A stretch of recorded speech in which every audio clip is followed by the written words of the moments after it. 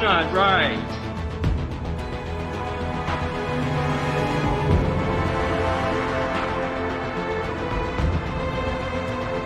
Perfect.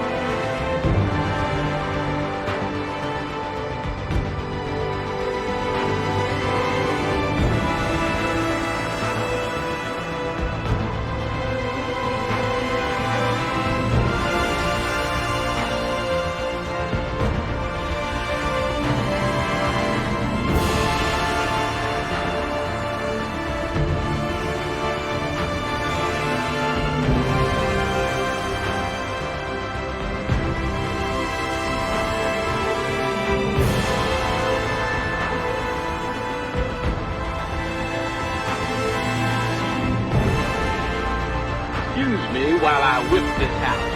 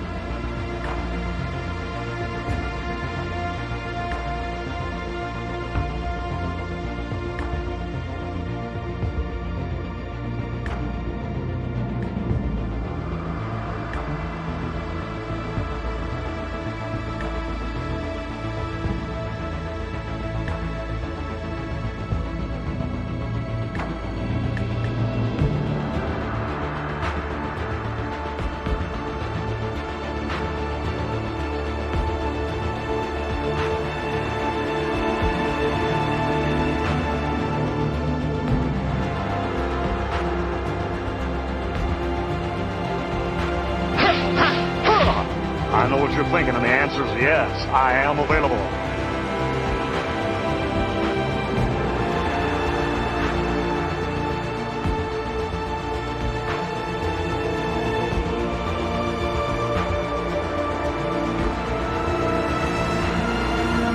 Come in, you royal boob.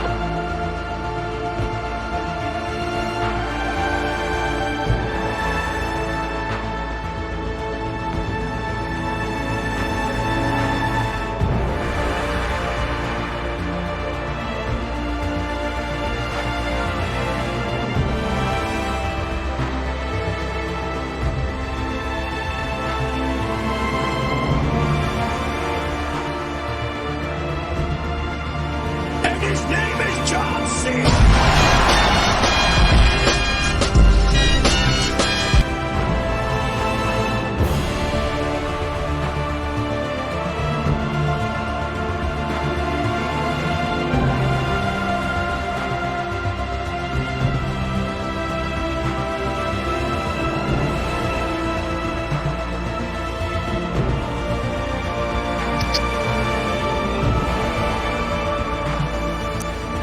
Biff. Yeah. I was all into it. I was like, oh, how special. And then the other person comes in. Yeah. Like, Bites what it. in the world? So Jeez. it just went in a different direction than I was Yep. expecting. Uh-oh, what did I miss? Its attachment is unavailable. Well, maybe it'll send it. Here we go. Never mind. There's a reel Just in the yeah. Facebook chat. Oh, Just gotcha. a link that I sent that was funny. A funny one. Yeah. Well, I obviously can't do anything about that right now, so Right. regretfully. Okay, cool. I'll look at that later. Yeah. All right, so we are back once again. Yes, Justin is missing. Justin is grabbing grub. Yep. They're in the He'll be back. They're in the process of making it. So he will be back. Until then, it is the chair formerly known as Justin who is on camera right now. There he is. So does somebody want to give us a recap from the last time we had the Legacy together? Not the last game of Chaos, but the last game where the Legacy was together. Let's see. I do not have those notes handy. That was okay. Not the 6th. That was okay. Brittany did the notes for that, I think. The previous one I have is 12-9. Is that Yeah. what you mean? Yeah. Do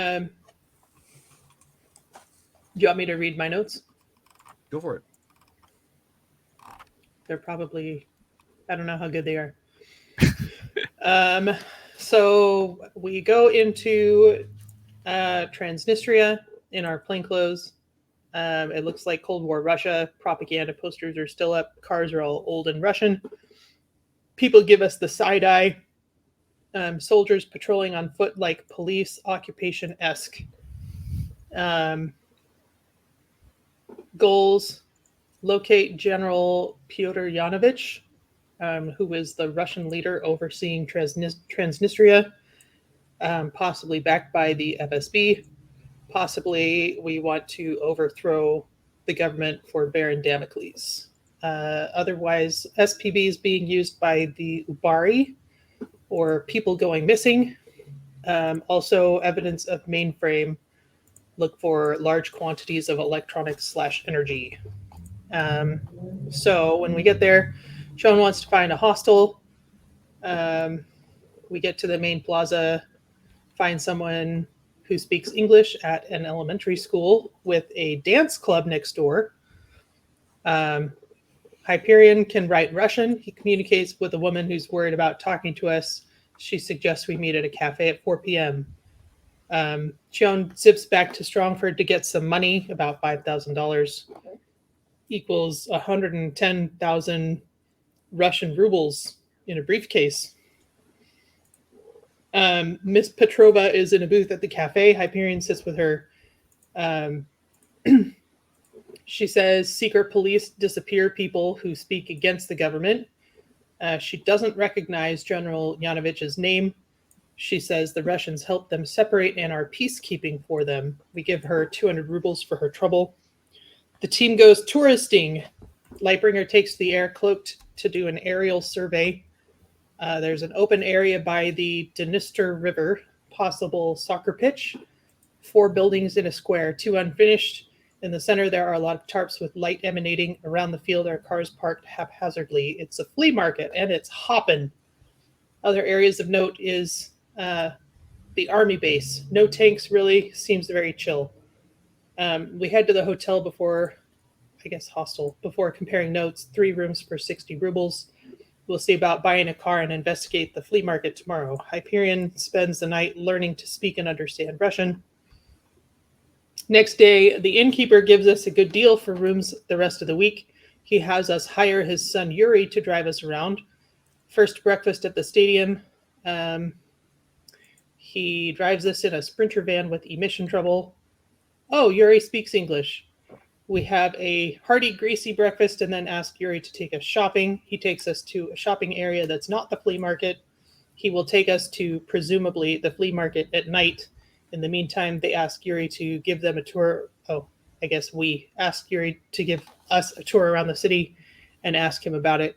He says Transnistria is hiring for their own police force. They want to be part of Russia. If Russia's troops leave, then Ukraine and Moldova will move in to take the country. We make small talk about the country until lunchtime. Go. Good recap. So everybody understand where we last left off? Yes. Yep. Okay. So fast forwarding at this point to the evening time.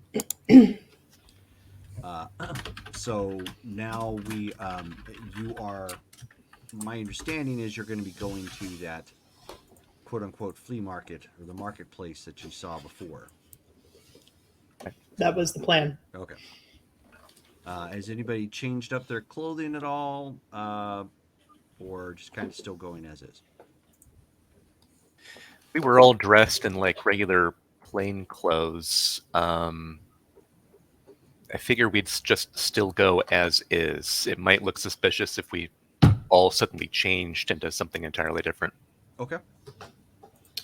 Also, it's not like we can walk in and then be like, oh, these are not a bunch of Americans that we've never seen before. Right. Because they know everybody that lives there, so Speak for yourself. I could. Well, at least I'd look like it. But they would still know that you weren't. I mean, unless you looked like one of them, which would create other problems. Yeah. So I guess, yeah, let's just look Look like like ourselves. look ourselves. Yeah. Okay. Be yourself. 1 second. Now I'm thinking about Aladdin. Yep. Pardon me. Be yourself.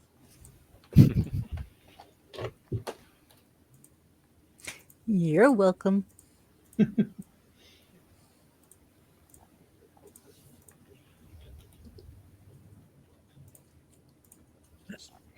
I had sailing in my head all night last night. Sailing. Yeah, from Christopher Cross, Oh, the song. it's a good song. Wait, why? What were we doing last night? It was something one of you guys said, and that song I popped played- in my head. I played Devil Went Down to Georgia. Why didn't you have that in your head? Something one of you guys said. I got Yeah. like 10 successes on that roll. Yeah, that was pretty amazing. Nobody's ever played it the way that I played it last night. Yeah. You redefined how that song should sound. And people accepted it. Yeah.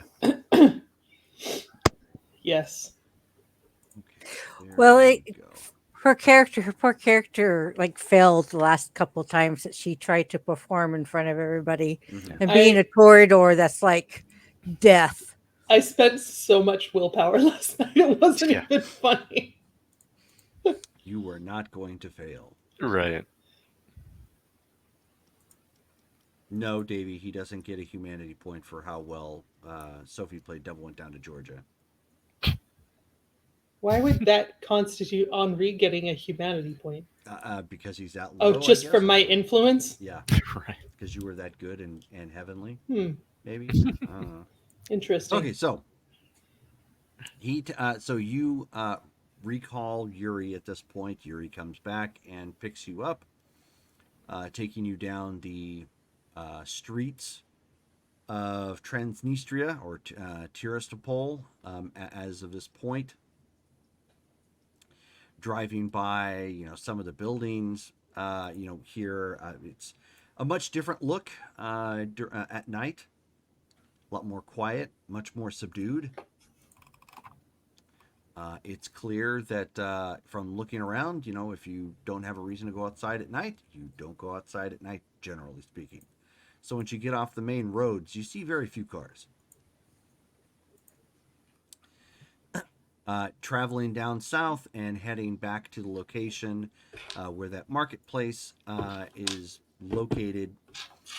The old building, it's outside's got some spray paint and whatnot on it where delinquents may have tagged it. There is a section where some cars are parked. There are lights coming from the inside ring of the buildings that you can tell. And there are there seems to be at least 2 entrances that you can go into where they seem to be flagging people coming in or out, and watching it. So he brings you up, kind of pulls into the dirt field adjacent to it at this point, and says, "Okay, my friends, I will wait right here. Hopefully, you find what you're looking for. Try not to raise too much attention, eh?" Thank you for the sage advice, Yuri. We'll be back shortly. I have an idea that we maybe should have thought about 2 weeks ago. Which is? Does it have anything to do with the car driving by? No. What if we had a bunch of merchandise that like Levi's or something that we were trying to sell to them? We talked about that. Did we? I can't remember. It did come up, but I don't recall you guys doing anything about it. But it did come up because I remember I told a story about how I met a missionary once who, back in Japan, when Levi's were banned products, that they would take those over Yeah. to sell. Yeah, because Oh. we were telling stories about it. Yeah, I mean, we could either do that, or we still have like a ton of cash for just being American tourists. So we Right. could just be like, we got money to spend because My that's what my they thought want, was obviously. my thought was more like, if they're there for American products, then like, what are we gonna buy? Unless we're like expats or something. Yeah, expats, homesick. Okay. Maybe. Well, all right. Yeah. Sorry. Continue. No, yeah. No problem. So as you approach at this point, you see that there are a couple of beefy-looking European dudes. Could be Moldovan, could be Russian.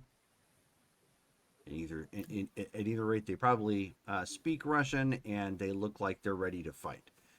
And one guy from the group is, basically checking people as they come in, and it's pretty obvious that they're all paying to get in.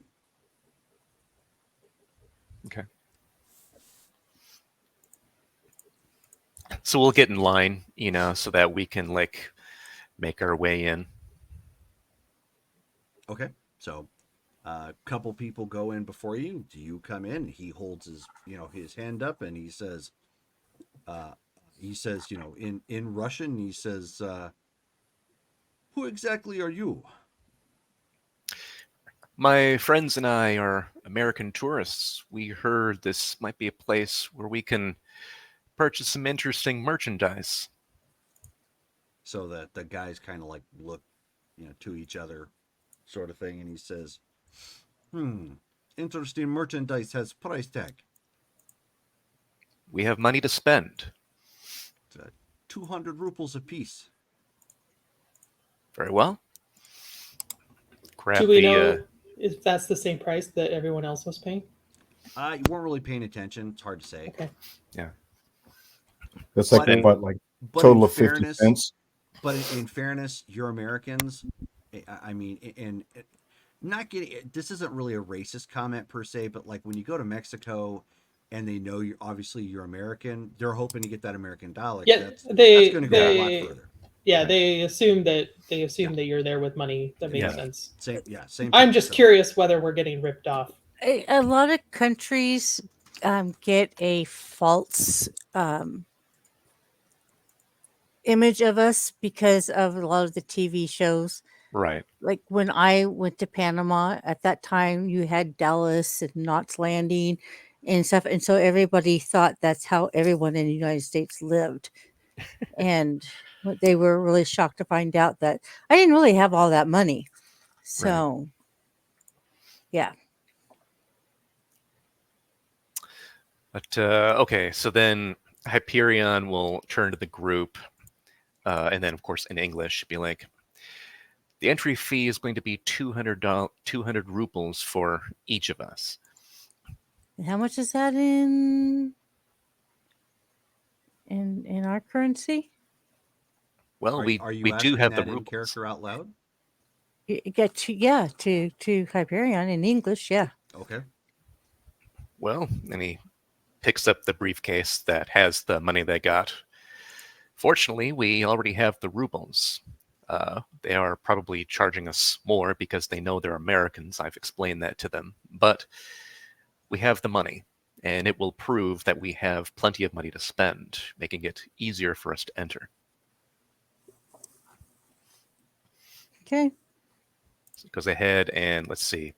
I take it Mosh Pit is technically still with us. He is, yes. Okay, so then that's 6 of us. So then I pick up 1,200 rubles and hand that to the dude.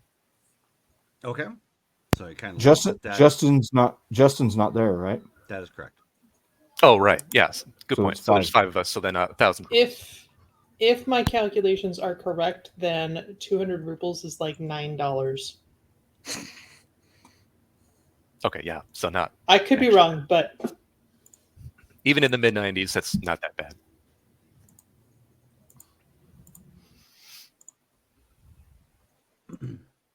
So he kind of rummages through the money real quick, looks at it, pockets it, then like dismisses you guys away. All right. Go ahead and enter the premises. Okay. So as you walk in, it is a sight to behold. It's very much like your typical market where there's loud music, there's conversations everywhere, there's varying degrees of lighting, because it's obviously non-standard. There's many tents that are in here in the middle, and it looks like parts of the building on the east and west sides, which were probably like I want to say like it's not a gym per se, but they were well, because this used to be like a bit of a stadium where you guys are at. So this is likely where the people, like the team and visiting and home team, likely changed, like locker rooms. There we go. Duh. Gotcha. I don't know why I'm struggling for words all of a sudden, but yeah. So it was something to that effect. It's a sports school. Sorry. But yeah, something to that effect, and those are being repurposed for like more permanent clientele that come in that sell items. The rest of the ones in the middle are obviously more impermanent. Doesn't mean that they don't have any good items. It just means they may not be here on the regular, and they're not paying for the premium spots. Okay. But basically, like the very middle of it has got like 2 rows of tents, and then of course you've got your rows on the side. On the north wall and south wall, it looks like probably not really in use, but there may be bathrooms there. There are a couple cart vendors there that are selling local delicacies, quick fry foods of some kind, or steamed. Jerome, can I do an empathy check just to kind of survey Yeah, if there are any heightened emotions around? sure.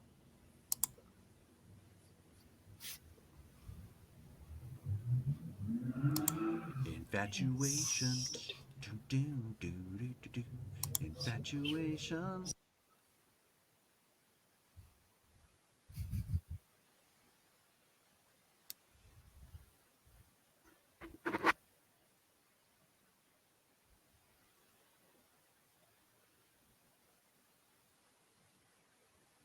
Oops.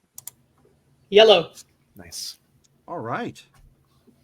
So you're taking a moment to weed through this cesspool of emotion, because there's a lot of people all up there at front, and it is taking a while for you to kind of focus and trying to pinpoint anything. You're picking up a lot of excitement, some aggravation. You're not too sure where that's coming from, but it's not desperate. But it's so maybe somebody's making bids and it's not working out, or haggling or something. There's some ease and laughter, coming from this area, as some people are clearly enjoying themselves. However, you do manage to pick up a sense of dread coming from in here. Where exactly, you're not sure. You can't really pinpoint, but there is somebody or some buddies here that clearly don't want to be here, or something about it is invoking dread. Do I have like a general direction that it's coming from? Deeper inside from where you're at, yes. Okay, I'm gonna sub-vocalize to the group that there's somebody who doesn't want to be here, and it feels out of place. I think it's in this direction, and so she'll kind of direct us that direction. Hyperion will respond subvocally. You'll take the lead since you can sense it. If we get closer, let us know what you find. Okay. So, how, like, can I just keep like a running, like senses open kind You of could thing, or certainly do I try need to to? keep focusing on it. It's going to detract from your ability to, like, if somebody's attempting to do something to you because you're focused on something else. But yeah, Well, you could still try to okay, walk around and focus on it. I'll do And that. Since I'm not alone, I'm not too in worried your about that. in your psychic way, it would be akin to somebody walking around trying to hear like an echo. You know how sometimes it could be like right around the corner, but it's not. So you're wandering around, but if somebody else walked up right beside you, you could be completely flabbergasted because you're paying attention to something else. Also, I That's have kind of danger the analogy sense. here. Also, I have danger sense. So, You do, but remember, you're actively trying to tune in something else. So okay, fair. Yeah. Fair enough. it doesn't mean that it wouldn't necessarily go off. It just means it could be at a lower degree Okay. because your attention's divided. All right. So I'll just try and keep that open and kind of follow it. Okay. So as you guys walk in again, it's a sea of people. Like there's people walking around. Some people just seem to be shooting the breeze and chatting like it's just another day at the office to them. Hyperion, you end up overhearing some people talking about like the local soccer scores. People really into football and baseball. So sports related. You pick up on some people like as you pass by some tents, haggling for some of the latest American products. Okay. Which I mean, when you glance over there, they're like about 10 years out of date, but it's obviously way closer to new than anything that they've got here. Right. You see some like this guy here. He's selling authentic American clothes, and they're pretty good knockoffs, but they're clear. Like you look at it and you can tell like there's just like even if you're not familiar with the product, you can tell that's a knockoff. They spell Levi with 2 V's instead of 1. Well, some imperfection in there. Popsy brand. Right. Jinko's not actually spelled with an I. You've got like. Did they have Jinkos in 1994? That was more of a like 98 kind of a thing that I remember. I can't remember, but parachute pants popular around, amongst so the skater boys. Oh yeah, since the 80s. My brother had some. Oh yeah, mine too. He lived in them. Ridiculous. Billy had them. That's a name that Jerome would remember. Yay! I burned my brothers. Oh, Davey just admitted to owning a pair. So. Oh no! All right. Oh. Well, I disown you. Hopefully you burnt them when he was not in them. Yeah, there you go. Yeah. Well, that's a story for another time. But as you were passing by, you could see he's got some packaged toys. It has like Super Friends on there, and like one is an action figure of like a kind of a knockoff Superman. The other one is a knockoff of Captain America. Looking figure like they're not from the same line. One of them is like a He-Man action figure. That they repurpose. Just like that, none of that fits together. That's like okay, whatever. Right. Okay. But you also see like they have 80s bands T-shirts that are up there. And in fact, they've got he's got some other T-shirts. Like one that says like American made with Polish parts. You like do real quirky little things, like that to try and invoke, some laughter or whatever. You do realize that we would need to spend a couple dollars and get a couple of shirts for Mosh Pit. Yeah, so that he's more in line with our customs. That's a good point. Good point. Yeah. Sure. So whatever you want to do, if you're going to do some simple shopping, you can. As you are wandering around, however, you do see that they have one of the more permanent vendors is selling electronics that's there, which he actually has security at his shop, and there's like several tables in there. It's got its own separate fluorescent lighting above it. It looks like they've brought in cases in here to make it look a little bit more official as a like a storefront. He's got some shelving on there, and it's got like some CD players. He's got some cassette players, obviously adapters so that they can utilize the different power grid that they have here, because these are American products. So this looks a little bit more like this store looks a little bit more like if you were to go to like Tijuana around this time frame. Yeah, they're gonna have some knockoff products. Yeah, it's not gonna look quite like an American store, but it's gonna be close. They're gonna have some familiar products, and he's also, of course, selling some local things here too. Okay.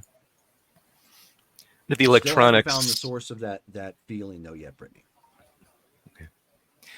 Do those electronics? Well, I guess it doesn't matter. So Hyperion is going to turn to the group and say, we may want to head to the electronics vendor there. Either he may know something about what's going on, or lead us to someone he does know, if he knows anything about the black market electronics that have been going through the area.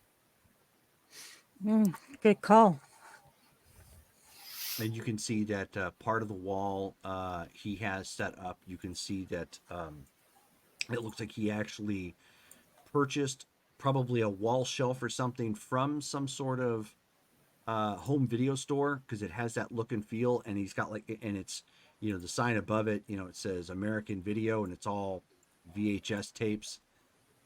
They're obviously super bootleg, right? But he's got like Rambo First Blood Part 2. He's got horror. He's got comedy. Pretty close. Some of the newest stuff you've seen there is probably like at 90. Roughly. Those are a little bit easier to get their hands on, obviously, because all you have to do is just make a copy, down to VHS and resell. Right. Okay. So rows of VCRs.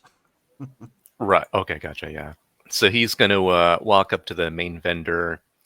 Like, evening, sir. Seems like you have impressive amount of electronic merchandise here. Yeah. And so he looks for a second. He says, you must be American, eh? You're very astute. You're correct. So he holds out his hands. He says, you must feel like home is why you visit my shop. I have all good American products. Top notch. I see, yes. Very impressive. He says, Sony and Toshiba? Well, they're not really American. They're Japanese, but they fit. You buy, yes? We might. In fact, we have been looking for some very specific electronics. Perhaps something that you wouldn't be displaying to sell. Do you have anything that might interest us, or do you know who would? We'd be willing to pay for the information, of course. That's interesting question, my friend. You need to be specific. Are you asking for a camcorder?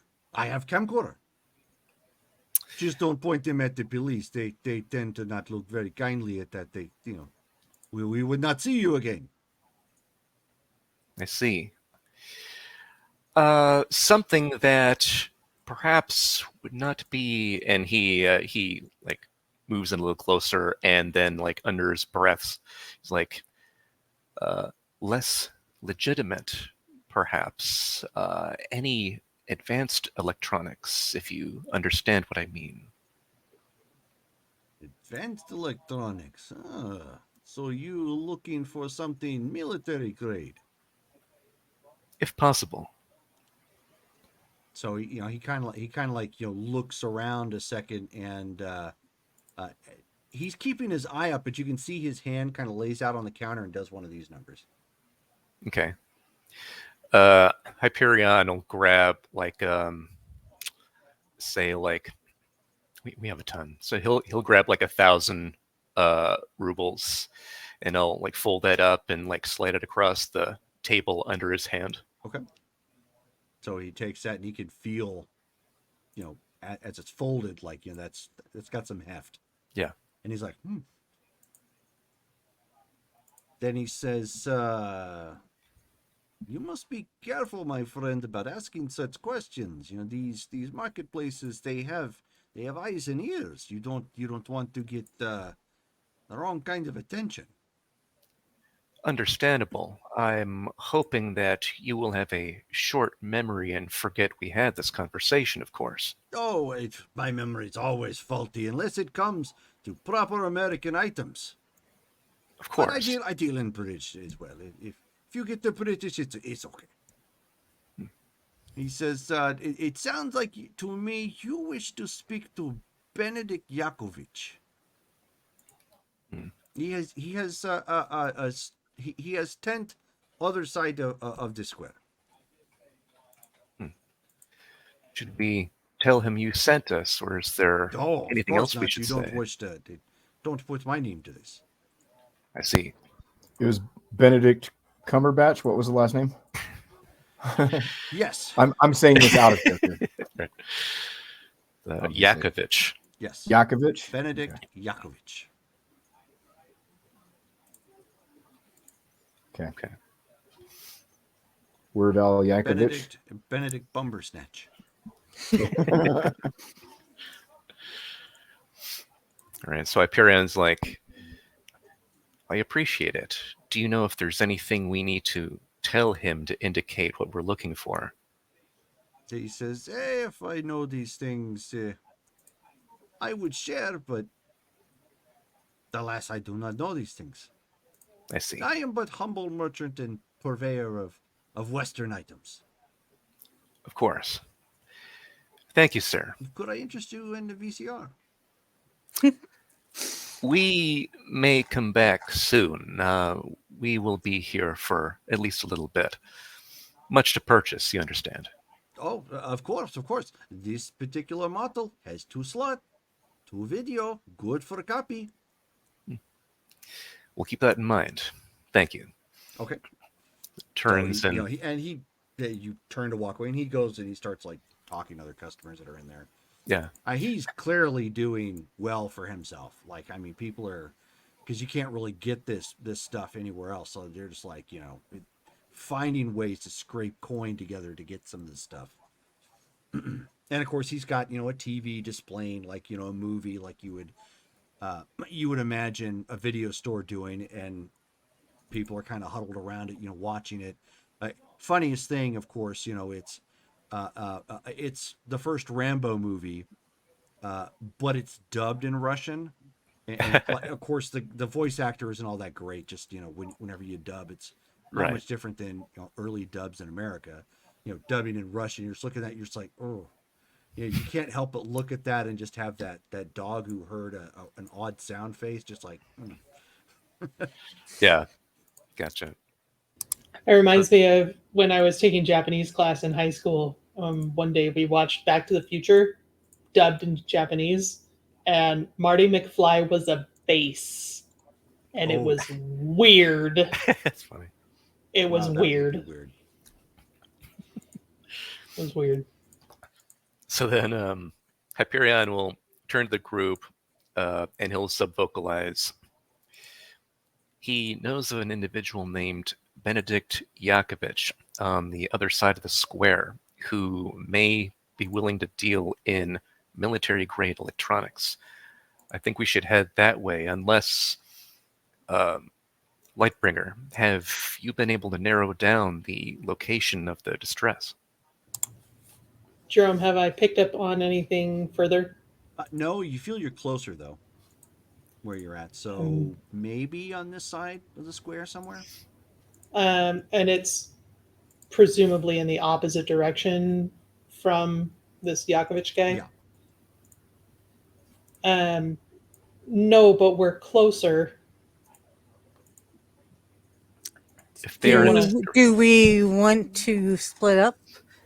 Perhaps I go with Carmen, and you two or you three go see this Yakovich. Subvocally, Hyperion is the only one that speaks Russian and can communicate directly with the residents here. I do not think it would be wise for us to separate at this point in time. true, if we had a second translator, that would make splitting up easier if we needed to, but for the time being, Xenofreeze is correct. We should stay as one team for now, since there is distress currently, and Benedict will likely be here for longer. Let us continue to investigate. Lightbringer, continue to look for them. You'll keep the lead. Okay. Should I roll again and see if I Yeah. get anything better? Go ahead. Treat yourself one column shift up at this point, since you have an accurate feed. Ooh. Okay. What's after incredible? Amazing. Yep. Amazing. AM50. White. Shall I re-roll? I can re-roll. Ooh, a double VCR. Exactly. Yeah.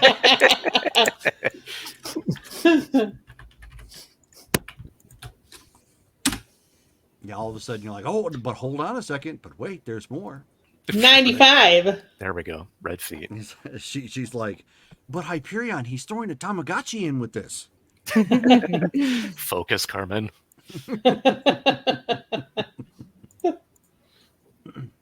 So at this point, so you focus and you try to drown out as much background mental noise as you can. And you, again, you sense you're close. If you continue like along this back wall of the square, you feel like you're gonna find it, or at least the source.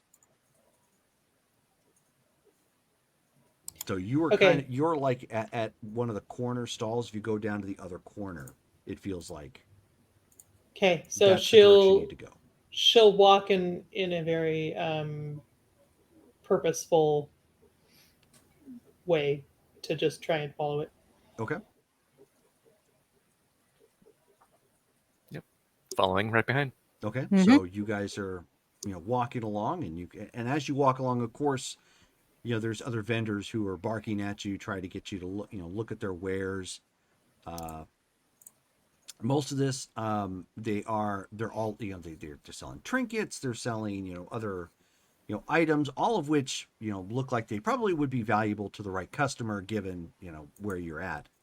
As you come walking up to the other end, however, and some of them are similar, like the vendor you just went to, where they have a little bit of a mix, but it's not as organized as like he has. Like it's more like they got a table and they brought their yard sale to the market. So it's not like it's terrible. It's just they don't have a big focus. Like maybe they have a couple shirts, maybe they have like a couple of VCRs or some movies. Like it's like an assortment. His was much more organized and clearly put together. But as you go down to the other end, you kind of come up to what looks to be like a double wide to the one of the rooms. Like they took an extra room to make it a little bit bigger. It's much darker in here. There's some red and blue lighting and some dim white lighting here and there, giving it a kind of a club effect. On the inside, there is music, and you can see that there are two girls up on poles, spinning around and doing their thing. They've got several tables in here, and before you can even walk in, you're getting rousted again for money. Okay. How much is it per person? They seem to be doing a flat rate, and they're asking 50 person. Hyperion will let the rest of them know. It would be 50 for each of us to head in. It seems exclusive here. Does this seem like the place where you're sensing it, Lightbringer? Jerome, can I pinpoint? Oh no, Is you're it you're definitely sensing it from somewhere in here. okay? But like, I can't tell yet. No, not specific. You get Okay. closer. If you get, and it's not because you aren't accurate. It's just because there's so much mental noise. So if you get about as close as humanly possible as you could, you'll probably spot them. They probably have a Are- no touching policy. Are they like, is it like full on like nudity bar, or is it like just the lingerie style? Hard to say, Right. but At the this- dancers right now are they are semi clothed. Okay. Just trying to kind of see what the feel is for the. Yeah, Like- and the fact that there aren't many people in here, and you have that cover charge coming in, does give the credence that it, you know, they're trying to keep it a little bit more clientele Exclusive. specific. Yeah. Yeah, okay. Mhm. It's Subvocally, it's in here somewhere. subvocally, I would venture to assume that it might be one of the dancers, perhaps. It is a possibility. Perhaps they are working against their will, as it were. That does seem logical, but I can't tell Understood. from here. We have the resources. We'll spend them to see who needs help. So, let's see, 50 each. So Hyperion gets to 250. Passes that to the guy so we can enter. Okay. So they move the rope out of the way, motions you guys in. Doesn't really seem to care much. You know, you paid it. You know, he lets you in, but same kind of motif. You know, big burly guys hanging out up front. You go walking in. Of course, it's much darker on the inside. Here on purpose. The windows, well, what would have been windows anyways, have got curtains over that to keep excess noise and lighting out. Coming down the inside, it's whatever latest and greatest Russian discotheque currently playing in the background. There is a setup for a bar. They've got some, you know, glasses up there. Looks like they've got some of the best vodka you can find. Maybe some other things, but mostly vodka. But of course, like I said, the girls are dancing on poles at either end of the location, but they're both in the back. Have I found anything that, or have I found what alcohol does to my anatomy? No. You have I'm not going to check. I am not going to check right now. Wise. Yeah, exactly. Maybe save that for a controlled Controlled environment. Yeah, right. Back at the vein. All of a So we sudden, find out it just Xeno dilutes Freeze him. tries orange juice. Hey, yeah, this My- vitamin C is amazing. I need my daily supplement. Wow. Yeah. Of course, my luck could be like drinking motor oil gets me soused or something like that. Yeah. Mosh pit Right. at this point is just kind of souring the sounds. He's just like, oh, not really his thing. Right. Not exactly known for their pop music. Right. But so you come in, there must be maybe 10 other people in here just kind of quietly, you know, observing the dancers or maybe talking amongst themselves or whatnot. As your group walks in, of course, you know, everybody kind of turns and looks a second, noticing that, you know, you come in, you don't look anything like any of the others here. And they just go back to doing what they're doing. Could I maybe like try and cloak myself and walk across the room to kind of, I don't know if I can hold on both of those at the same time. That's a possibility. But keep in mind, if you just vanish in front of everybody in front of Yeah, Yeah. that would raise some obvious I mean, suspicions. behind everybody, right? Well, I mean, you just paid to get in. Also, it's dark. It is. It's dark in here. I'm just giving you some logistical potential problems that could arise. I mean, it's not like we're not supposed to be in here. We're paying customers, so if you kind of meander around, it might not be that bad. We're looking for a table to sit down at or something.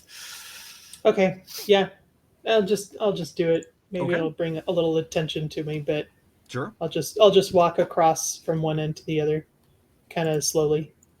Okay.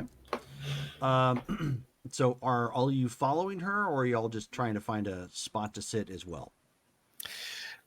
At this point, so that we don't draw suspicion to her, Hyperion will look to the others and go, "Let us find a table to sit at, somewhere to convene while she looks." Okay. Alrighty. So as you approach Lightbringer, give me an intuition check.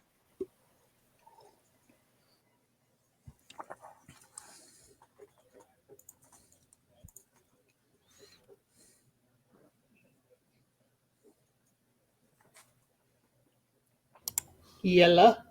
Nice. So, as you as you were kind of wandering around a little bit to, making it look like you're trying to find your own table. Maybe you're interested in girls. Who knows?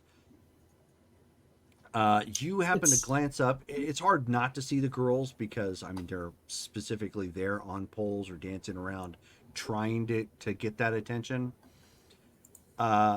You notice that a part of their outfit, they do have a collar around. And it's got like the little ring and and whatnot.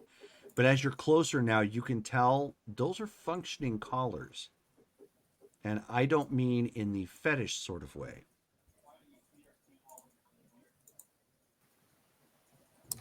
Like they're dampeners? Yes. Ooh, suppression collars. Yep. Okay. They've been modified to look cleverly, like maybe part of the outfit, but they definitely are now that you've gotten a closer look and you've seen a few yourself. Okay, so if I look around at other people working there, can I tell is anybody else wearing a similar thing? Good question. Give me another check. By the way, you found the source of your mental distress. Okay, is both of them? Yes. Okay, can I tell, is there anyone maybe like in the back also? Go ahead and give me another check. Because you're trying to do two things. So first, give me an intuition check to kind of scan.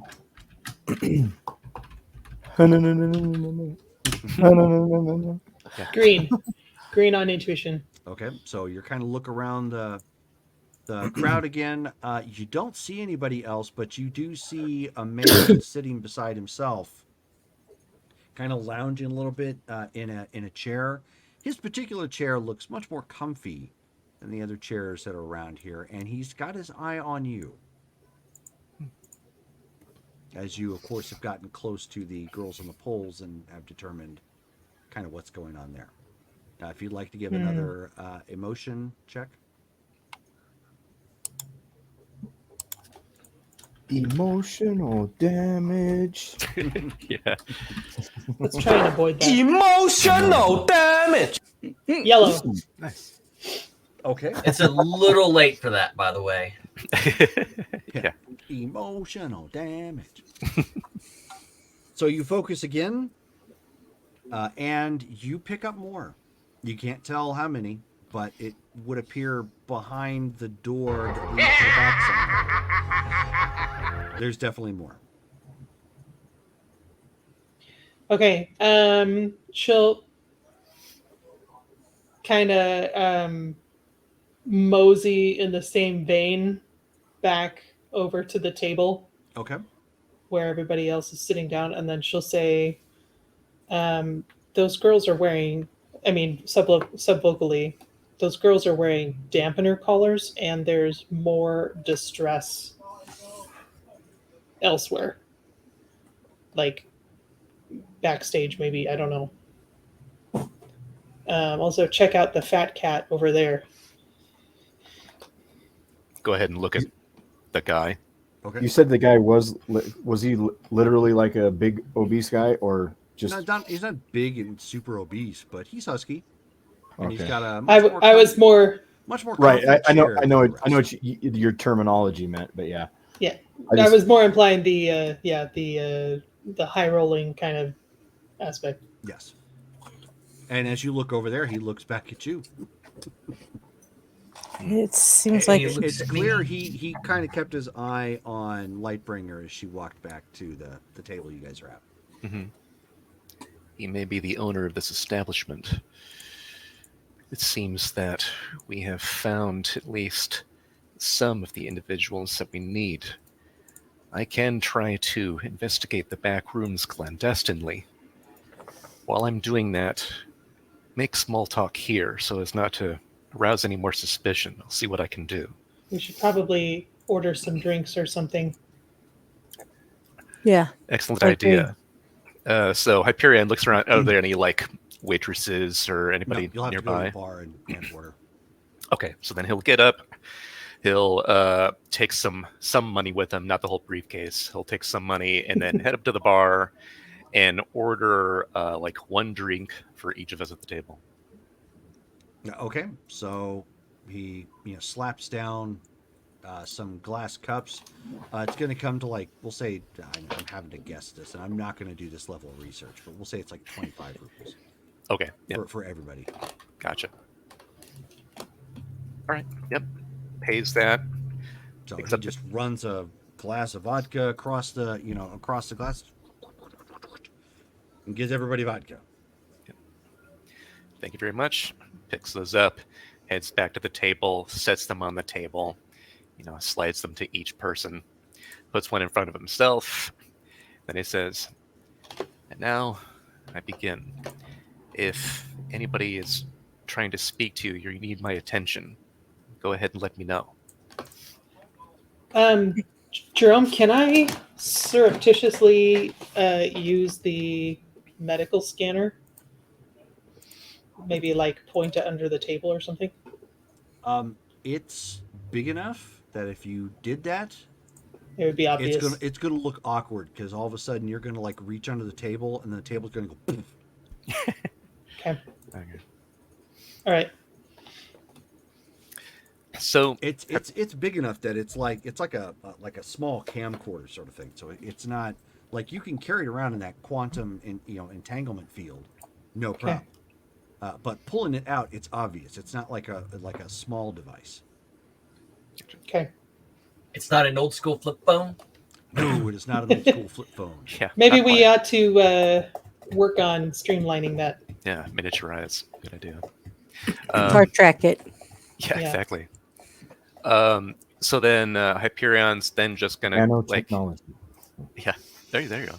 He's gonna take a position as if he's kind of looking at his drink, but then he's going to generate a copy, not that peels off from himself, but do the whole ground shark technique that he's been doing before, where it's just his eyes above the floor, the rest of him's underneath the floor, so he can't be seen.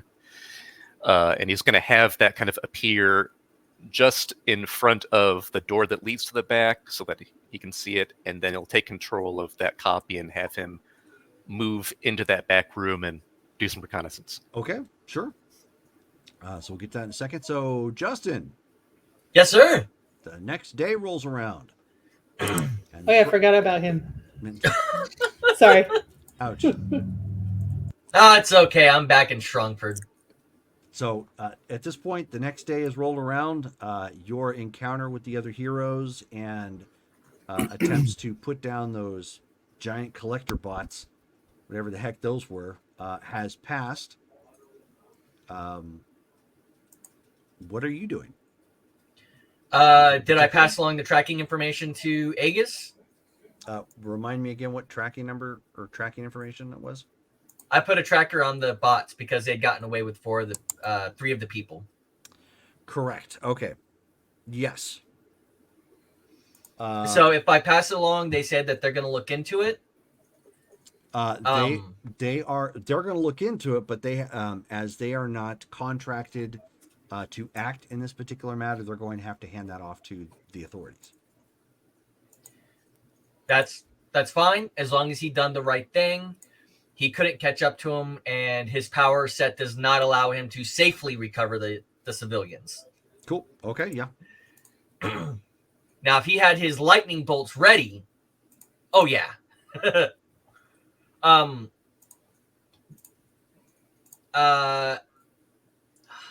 didn't think about this. I figured I was just gonna be sitting here smiling all day.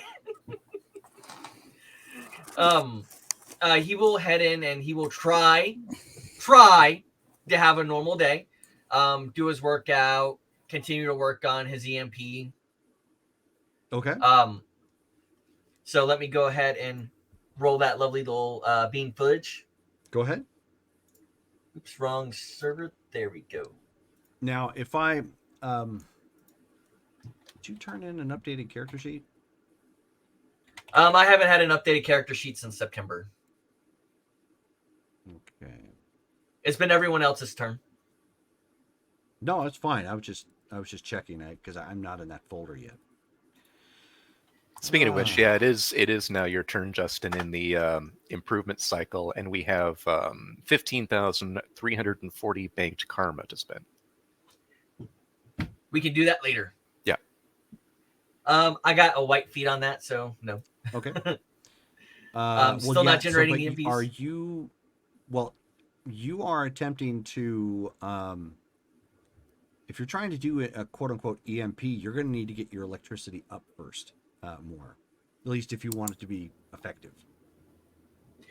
I'm aware. He is not. Okay, sure. So Justin is aware that you need a stronger electromagnetic current introduced into the plasma. And okay, as much as a scientist as Freddy is, he does not know that yet. Okay, no problem. Well, I mean, you are successful at creating some very mean static electricity. And then he's going to keep up appearances over at Quantum Unlimited. Okay. Side note, Justin, do you need a reroll? Let me. I put up my books. I don't think so. I think I have one for this character. Okay. Well, one in general.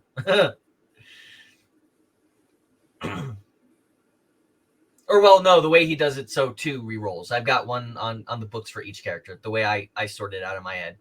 But yeah, he heads into the office and he keeps up appearances. He actually does do his job. I'm not sure if other people around the table do their jobs besides Hyperion.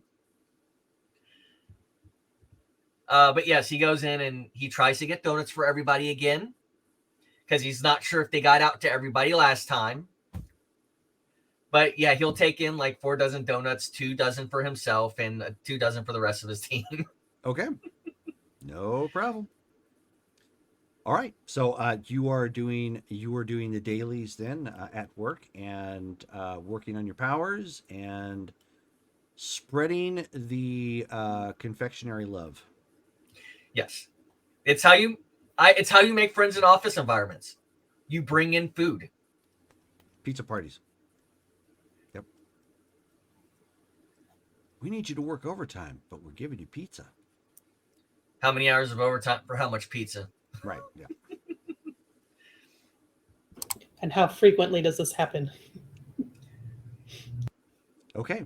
So those of you back in Transnistria then. So Hyperion, go ahead and give me an intuition check. Well, first roll agility. Oh, okay. Okay.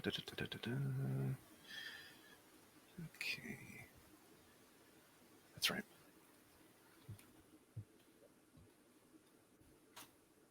I'm sorry, I don't have more interesting things for him to do. White feet, I'm going to re-roll that. I don't want to give away my position immediately here, if Okay. at all possible. We do have our 300 karma. Let me pull up the chart. At good. Spending 45. Would you guys mind if I spent 45 of our 300 available karma to make sure he doesn't blow it? I think that is the vote of approval. Yeah, all right. So we'll do that, spending 45, and we'll roll. Mosh Pit gives a thumbs up and absenteeism. Great. No, 45 only- plus 73 is above 100. Red result. Only 44 you can spend. Okay, so you seep into the ground using your quantum form, go into the back.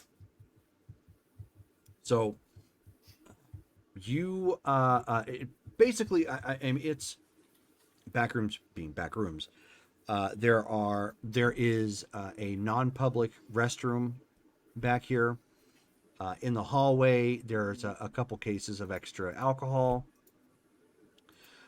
You can also see that there is a general closet space, and that kind of ends the hallway in one direction. Going down the other, looks like this was probably part of the back room to the other building or other office, whatever space that they kind of conglomerated. And this particular door is pretty beefy.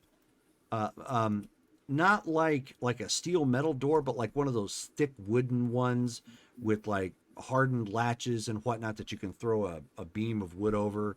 Obviously, people can only do what they've got resources for, but still, no regular human being is going through that short of, some explosives or, Okay. mechanical assistance.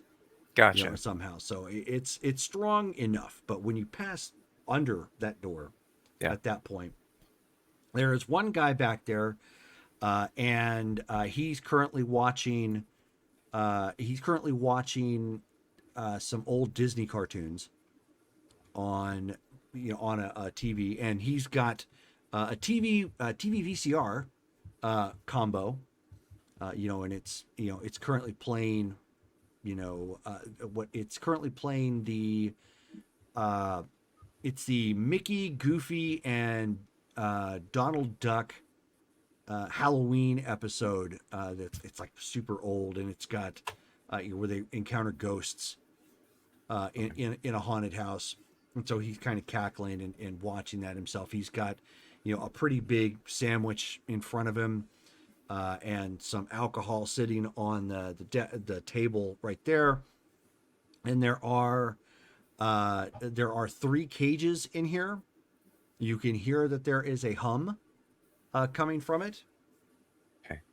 So they are electrified somehow. Right. And there are 3 individuals in each of the cages. Okay. There are 2, of course, that are but currently turned off. So a total of 5 cages in here. Only 3 are occupied. Got it. Okay. So he'll keep his copy in that position for the moment, and then he'll revert his focus to his physical self, and he'll sub-vocalize. There is a well-protected door in back that leads to a room where there is 1 guard. There are multiple electrified cages, 5 of them. 3 are occupied, with 3 individuals in each. And Jerome, Are 3 are females each of in them? each cage? Yeah, actually, are they male, female? 2 male, 1 female. Okay. All of them are on the anemic side as far as they look like they're a bit malnourished. Okay. They're not well clothed at all either. Okay. But they have some. They're not naked or anything of that nature, because it is kind of cold out and you don't want people to freeze to death.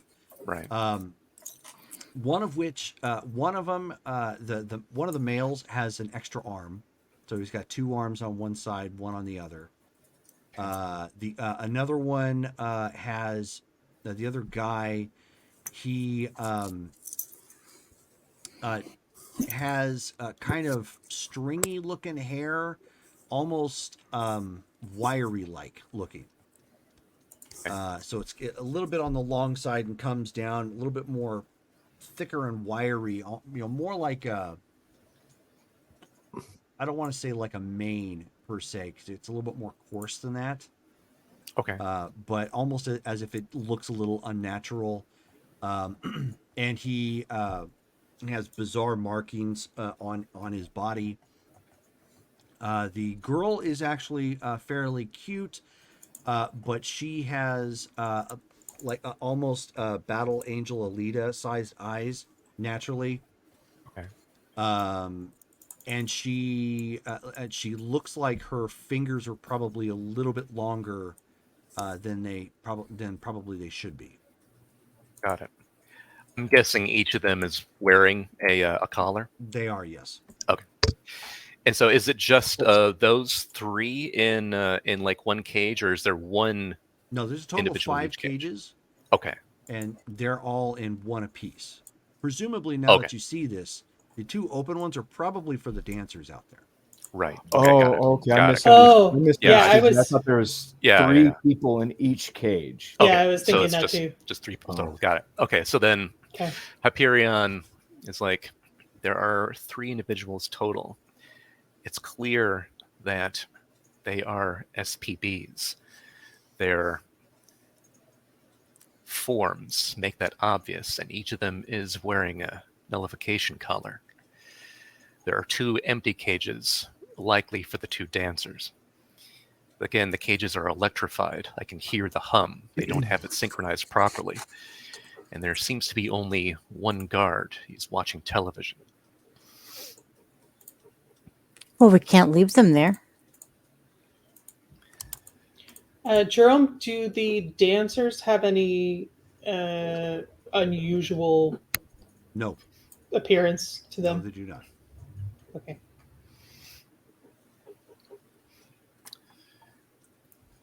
I agree. We should do what we can to help them. At the same time, this may be an actual lead. The fat cat sitting over there who's been watching us and Carmen, he may be the owner of this establishment. Perhaps money will talk with him as well. So, Yeah, I think it would behoove us to try and find out if there's some larger ring or something, because 5 people is enough to warrant our attention, but if there's some bigger thing going on that we can get to from here, that'd be better. clearly he was supplied with these individuals. If we can find that supplier, we'll get closer. Exactly. So there are 2 ways we can do this. One, I can continue to research to see if there's any information they have lying about that we can then try to obtain clandestinely. Or we can speak directly to the owner of the establishment and see if we can convince him to give us the information we need, and perhaps, if possible, purchase their freedom if we have the resources to. Any other suggestions? I don't know. Sounds complicating. Clearly, you're the only one that can do the communicating. I don't know. Would it be too much of a stretch for us to pose as fellow business people, maybe wanting to establish a similar business? Would it? Perhaps. I am not familiar, but I believe the term is called John. Perhaps if you were going up and flashing your money and perhaps indulging in the carnal side, that may be a possibility also. Of course, not to do so, but it may afford you an opportunity to have a private meeting with at least one of the females. True. Could be Understandable. useful.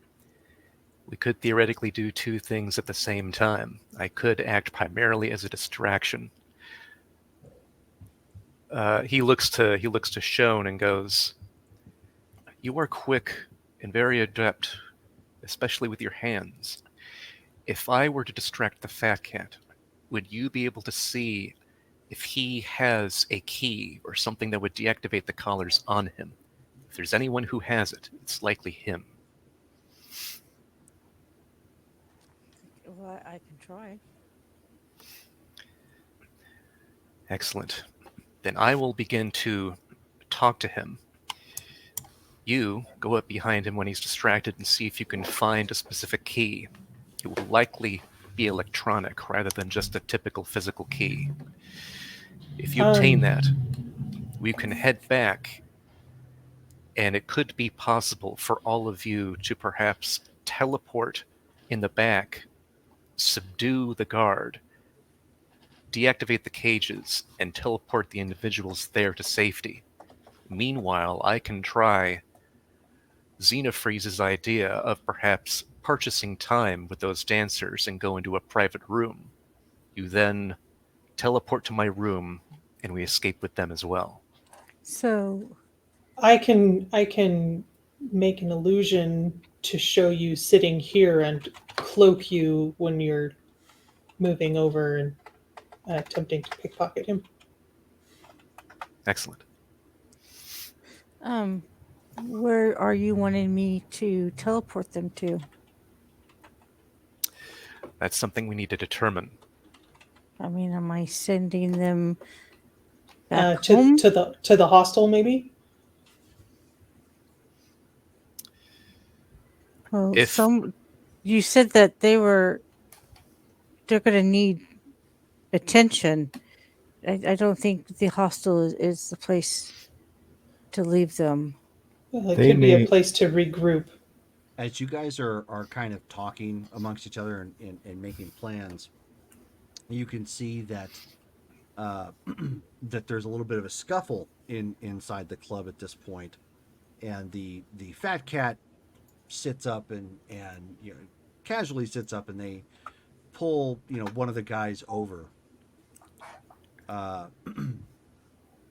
and he's looking offended. Only Hyperion can understand this point because it's all in Russian. Mm-hmm. But they pull one of the guys who had been sitting next to the dancers up to the bar, and they start having this. Well, he's very worried. Two of the guys who have pulled him up aren't really talking, but they're keeping him splayed out over the bar at this point.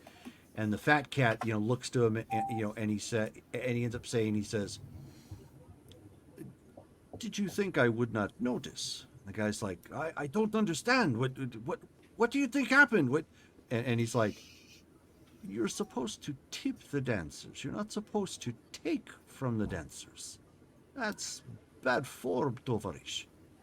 And he's like, "God, I swear, I didn't, I didn't do anything like that." And he says, I understand, and we have ways of dealing with this." And the bartender pulls out a machete and lops a finger off. This And might so- be a good. Oh, sorry. Go ahead. The guy, starts screaming at this point, and holding his hand, and so the man looks at him. He says, "Oh, you're making a mess." And so he snaps his fingers, and the bartender, gets like a towel, to put over the wound, and of course start cleaning up the mess.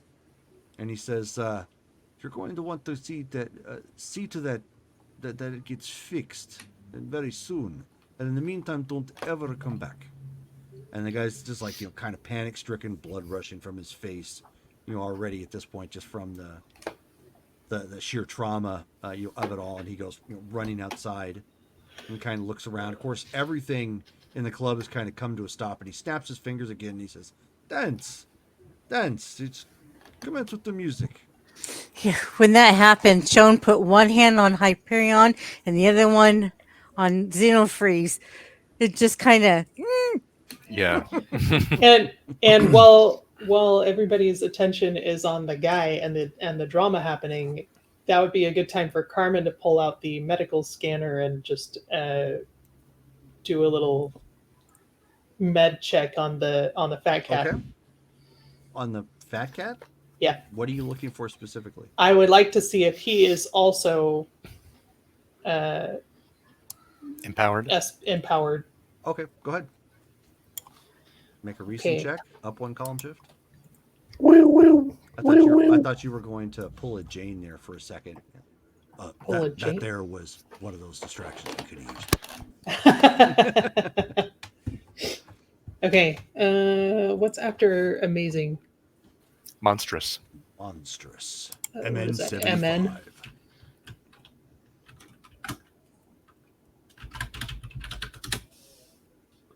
MN? Green. Okay. You do not detect anything of that nature. No Okay. deviant gene evident.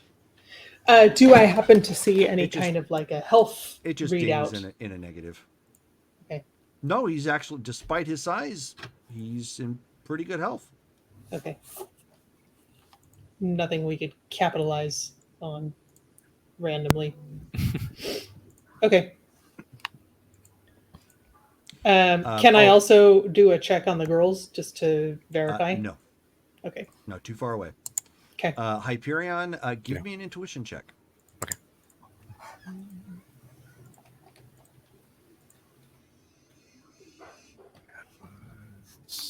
CX.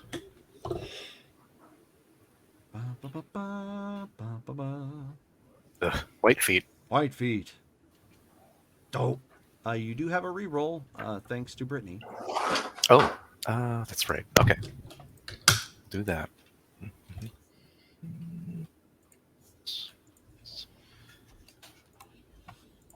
Green feet. Okay. Ooh, You look down. Yes, you do have green feet. That's odd. No, I'm just kidding. you should get that looked at. I know. Yeah. I should have. So as you look around now that has happened, and kind of what's going on, you can see that there are several cameras in here. Okay. It is very highly monitored. Pickpocketing may not be safe. Okay. So then Hyperion mentions that subvocally there are actually cameras that are watching. We may not be able to pickpocket from him. In that case, Yeah, I want to keep my fingers where they are. Did it look like we could maybe break in the back from the outside? Jerome, did it look? You mentioned there were 2 entrances. Did it look like one came from like a different location in the back?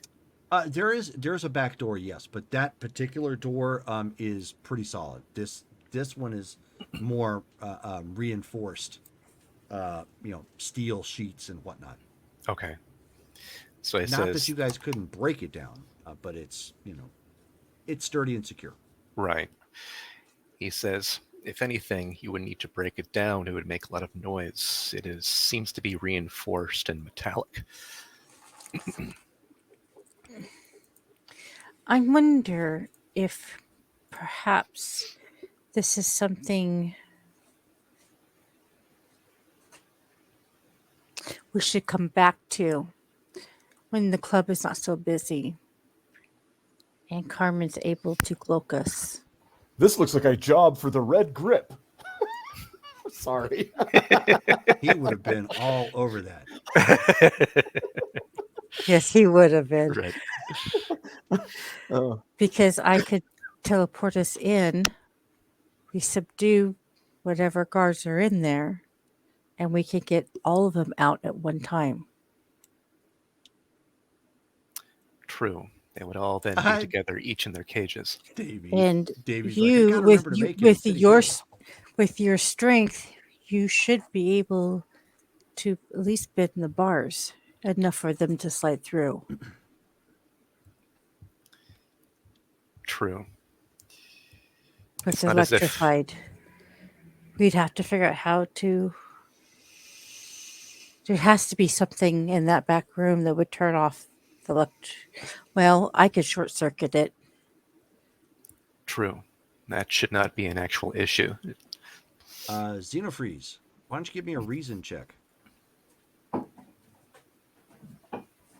left the door open. Sorry.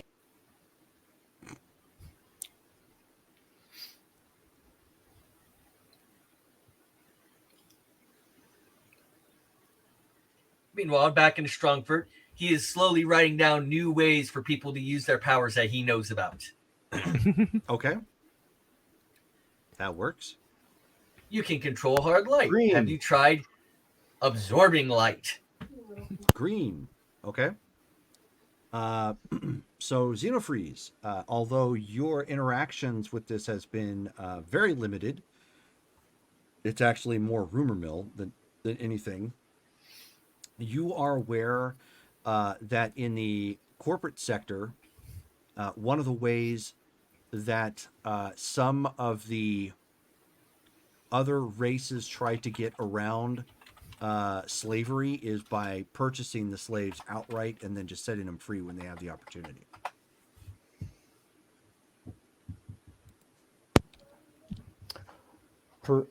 Subvocally, I voice to the group. Perhaps if he is offering them as services, I believe the possibility might be there that we may be able to purchase them outright. We could go Make with the this- second plan, assuming we have enough money.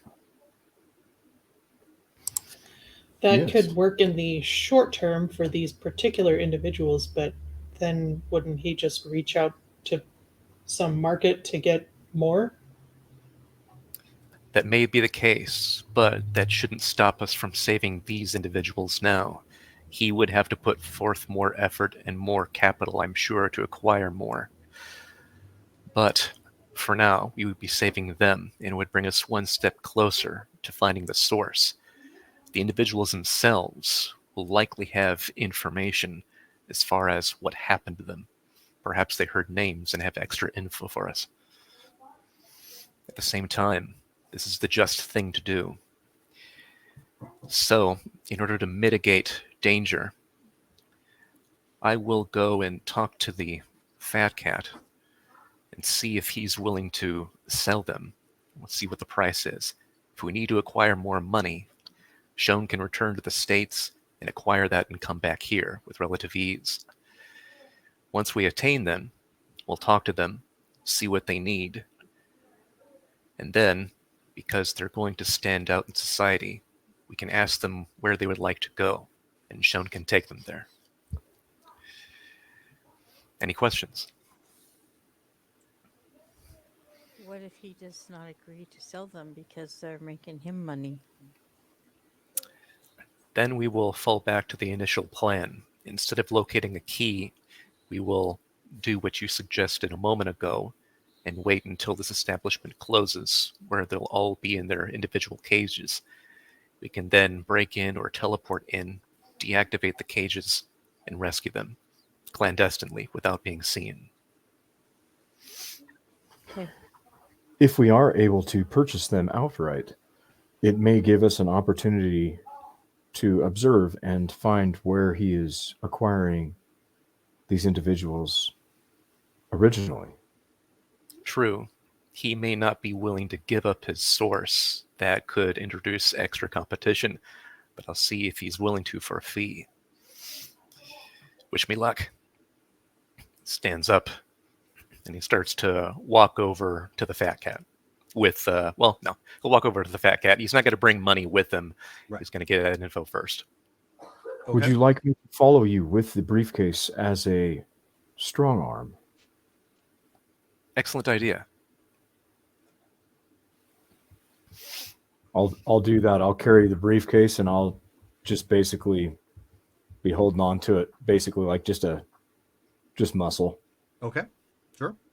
I'm big enough. I fit the bill. Yeah. Yeah.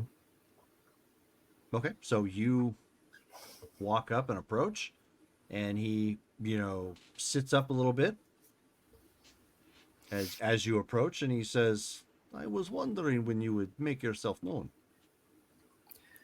Good evening, sir. I'm sure you would know a good deal and a good businessman when you see one, and I see the merchandise you have on display is quite attractive. I'd imagine they make good money for you. They can for a price. Currently, right now, they're turning tricks for tips. I see. Would you have more than just them, or is this your entire supply? He says I may have others that they could take their place. I am sorry. Who am I speaking to exactly? Call me Kenneth. For anonymity's sake, I'll not provide a second name. I'm sure you understand. Of This is my course. this is my associate Andrew. We're from the States, so looking for very specific individuals, and it seems that you have some of them. One of my associates noticed the apparel they're wearing. It's very clever, and fortunately, we come prepared to do business. I'm sure we can come to a deal. Perhaps. Please have a seat. Thank You you. drink? We drank before coming here, but Oh, good. thank you for the We have offer. vodka. So he motions for 2 glasses. Goes ahead and sits down and like nods to Xenofreeze to sit down next to him as well. Okay. So he brings the shot play- for. Playing the part of the lackey, Sure. Yeah. Sure. Of course, I'm not going to drink because that wouldn't make sense. So he pushes the shot glass over to Hyperion. Takes it. Don't know what this would do to his insides, but he is relatively strong, so he's gonna try it. He's gonna down it. Roll your endurance, which is like IN40, I think, or something. We should put Yeah. we should put like a sponge in his cheek or something. Good. A special system to absorb Yeah. that. That would be gross. I mean, All of a sudden, Let he me comes replace up my and goes, sponge. something something along those lines that will let him keep the appearance, but not Yeah. actually. No, I get it. Yellow feet. Yeller. So you are fine as far as your internal diagnoses are concerned. Your the part that operates as your liver is processing the vodka just fine. Okay. Right. Puts that down, and he kind of like looks like he's trying to taste it, and he goes, "Very strong. I expected nothing less from Transnistrians." He says, well, Transnistria is a little bit lacking. This is straight from homeland. Oh, I see. I take it you yourself are from Russia, then. He says, I am. What gave it away? The accent, I'm sure. You act more sure of The yourself than strength most of of the populace personality. here. It seems that you find yourself to have somewhat more freedom, probably due to your business sense, than most who live here.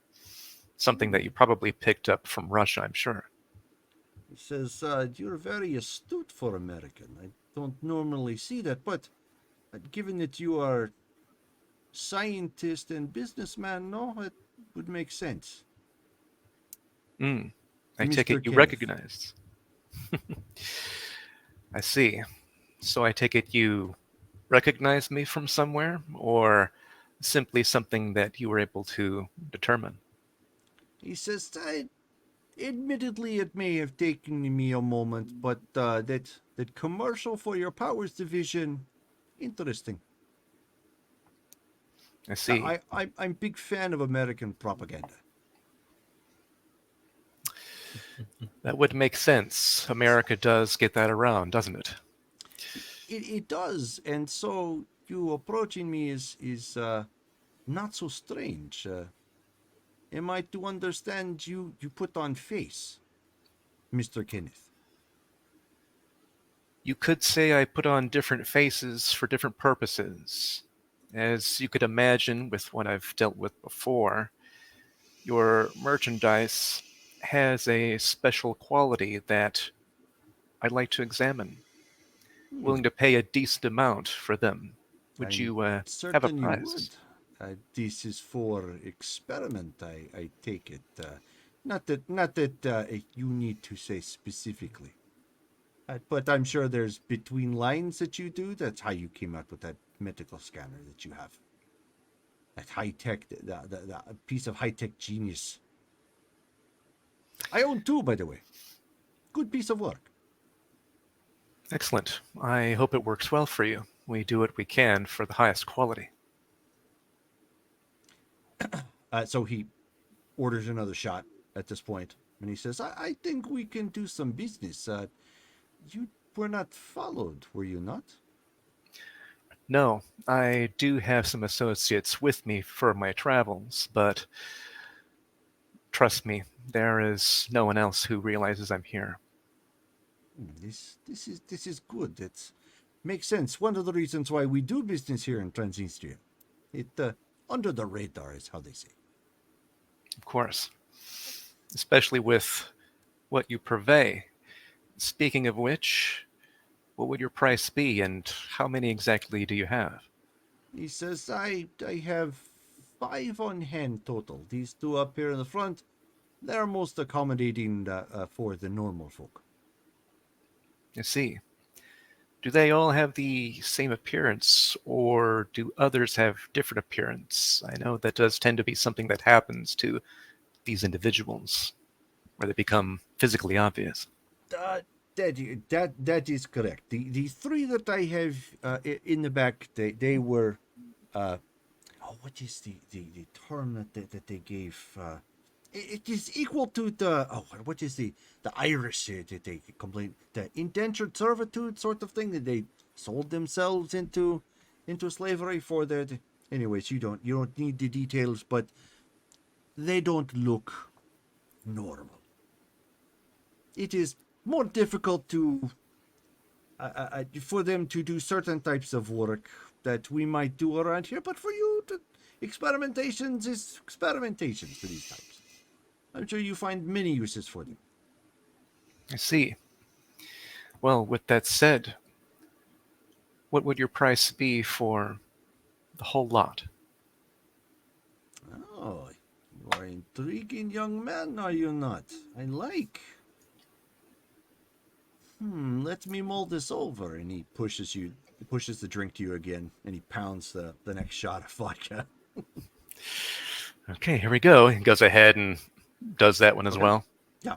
So far, you're fine. Okay. No. Signs point to normal. Okay. Yeah, your little ticker on the inside there. Yep. Analyzing, of course, the vodka, giving you like a ticker readout on the inside of your lens. Yep. And so he says, so you have access to other technologies too, yes? Yeah, if I understand correctly, you are currently marketing some high-tech computer pieces. We are. We're branching out as much as we can to capitalize on different technology markets. Did you have an interest in some of that?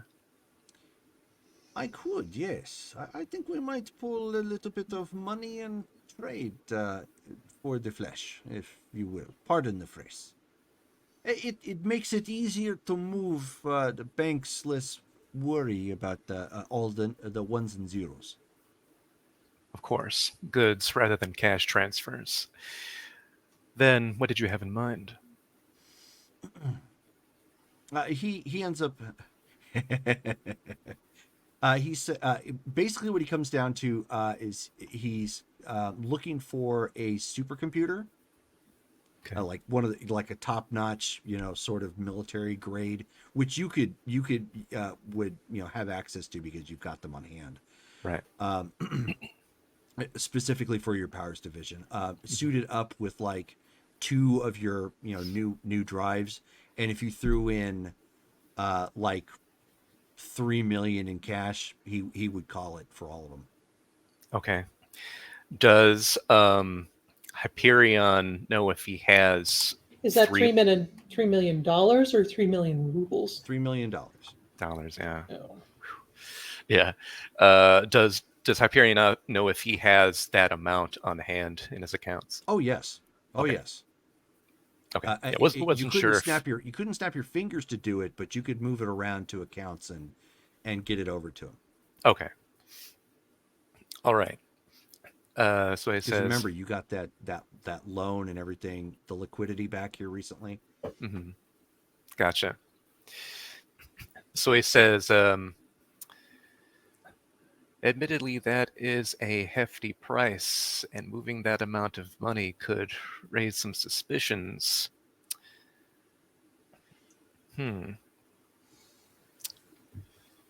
I wonder, would you be willing to go for perhaps 2 million, along with the technology requested? After all, the individuals in the back, it seems as if they would not be as lucrative to you for certain jobs as these ladies here, seeing as how they look different. And so, he kind of looks back at them, and then he says, "I see we're conducting business here. Interesting. Go ahead and roll your popularity. So your popularity in this sense would be just a 10. Okay. Yep. That's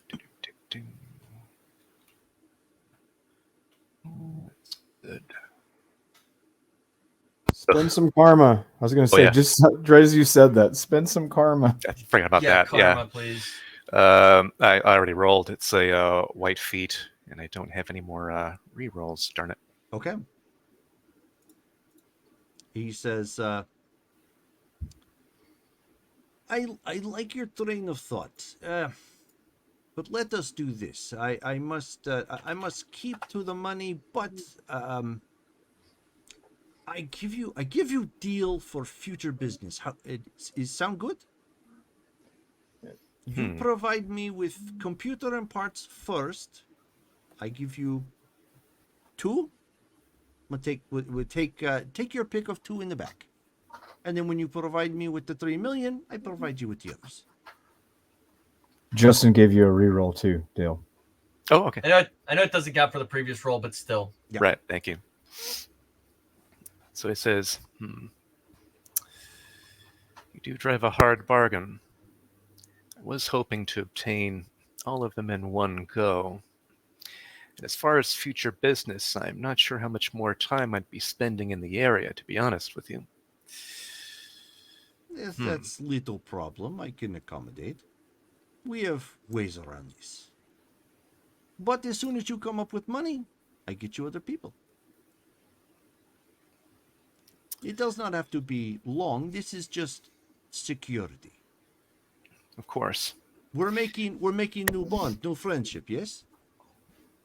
True. I sub-vocalize. I say, you could pose off as your biologist that performs the experiments would love a steady supply. I will lean into you to give a little bit of insight, so to speak. And then I lean up to Hyperion and just somewhat whisper and just say, the biologist would love as many as he could get.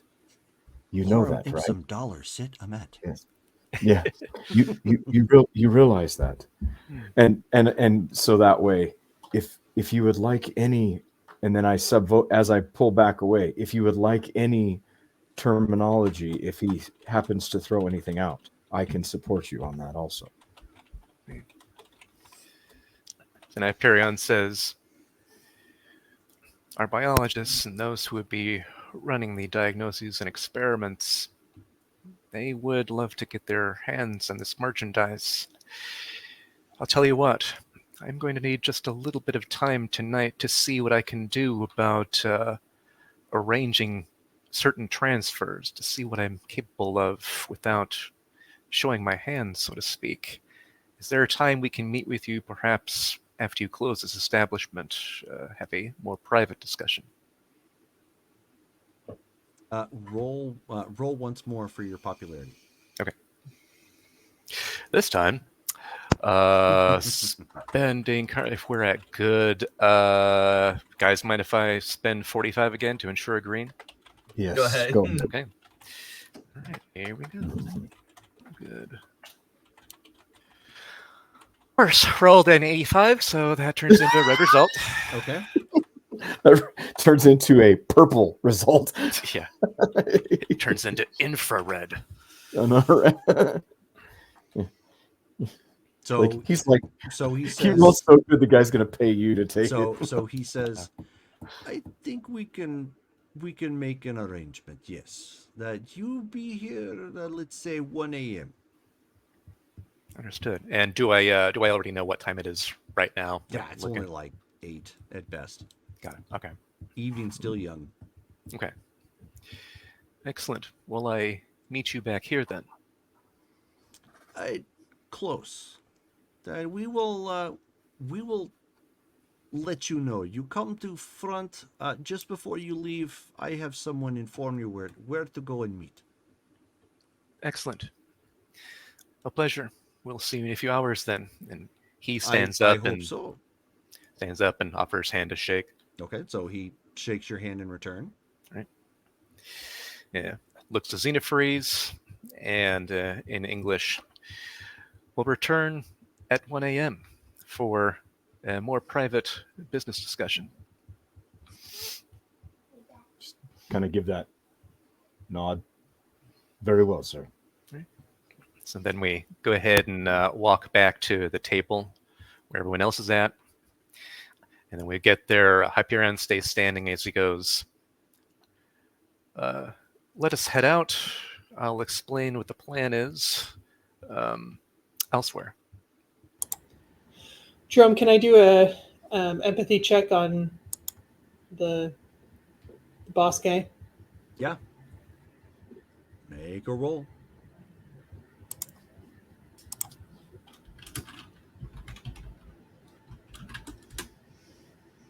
Green. Okay. He seems eager. Okay.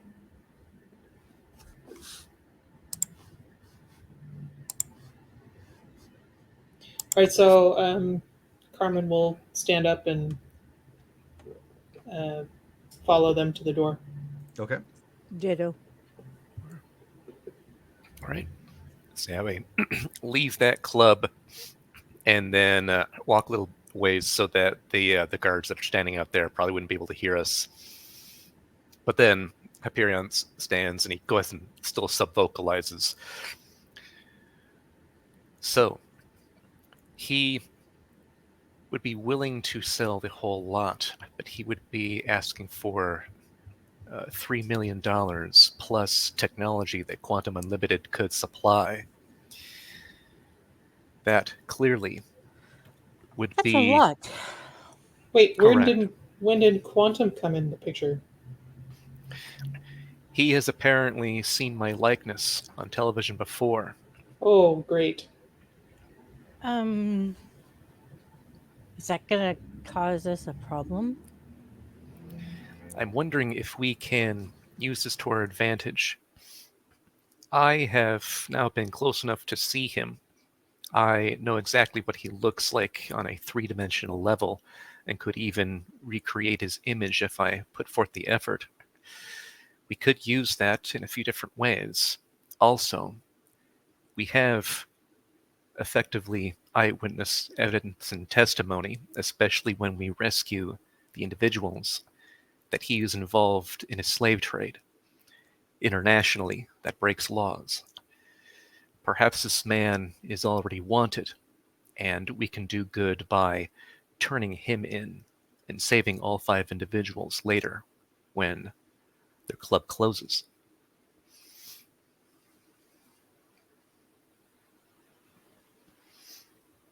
You're muted.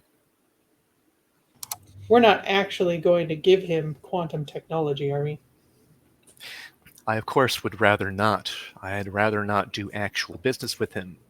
But that future meeting that we are going to have at 1 a.m. near this establishment, not within it, could be the distraction that the rest of you would need in order to rescue the individuals. Our actual conversation is not going to happen within the club, but they're going to lead me where it will be, apparently nearby. I can trust the rest of you to be able to teleport inside, subdue anyone that you need to, no casualties, of course, and do what you can to deactivate the defenses that are keeping them hostage. Perhaps do what you can to also remove their collars and then leave. If you need my assistance with the technology, you can communicate with me while I'm in the meeting, and I can sub-vocalize instructions if necessary. Are you sure that room is not warded or shielded somehow? I likely would have detected some sort of interference with my copy as it moved through. That's typically what happens. The shielding, the energy shielding, is strong enough of the right frequency. That's been my experience before. Also, Shone, have you felt any degree of nausea, like when you feel you entering an anti-teleportation field? Drone? Nope. No. Then it would seem that being able to move in and out clandestinely via teleportation would be the best possible solution here. If it can be done clandestinely, with all of you staying invisible, making your way in, I can describe what the interior looks like and write down a plan on paper if we can obtain that, so that you can actually follow where they're going to go. It doesn't seem like any of the other individuals are superpowered, just the ones that they have enslaved. The Carmen. one thing that would be a problem, though it would take much larger technology than what he has shown, would be if he invites us into a room that has suppression abilities. You and I would be the opportune ones to walk in there. Myself, with my stamina, and you not relying on special abilities to do the things that you do. I myself, I may be able to feel any type of suppression prior to fully being suppressed. And if I did, then I would more than likely just liquefy. Understood. That, of course, would give away our true intent, possibly. They would, of course, react immediately. However, not all suppression fields are created equal. I may have an advantage because a specific field is necessary to nullify technology-based powers. And this is assuming that they even have technology that's that advanced, that would fill an entire room rather than a handful of collars. Absolutely. I just wish to take into account the possibility of such, considering they do have the collars. Of course, plan for the worst and hope for the best. Yeah, I that gives me some hope, but at the same time, this guy seems to be a lot more connected and probably a lot smarter than I anticipated. So that makes me very nervous. What if you were to send in a copy? Would your copy be able to hold the money in? Can they hold physical stuff? I have tried to manipulate the energy fields accordingly so that they can be tangible, but at the moment I have not succeeded in that yet. They remain intangible and can't physically interact.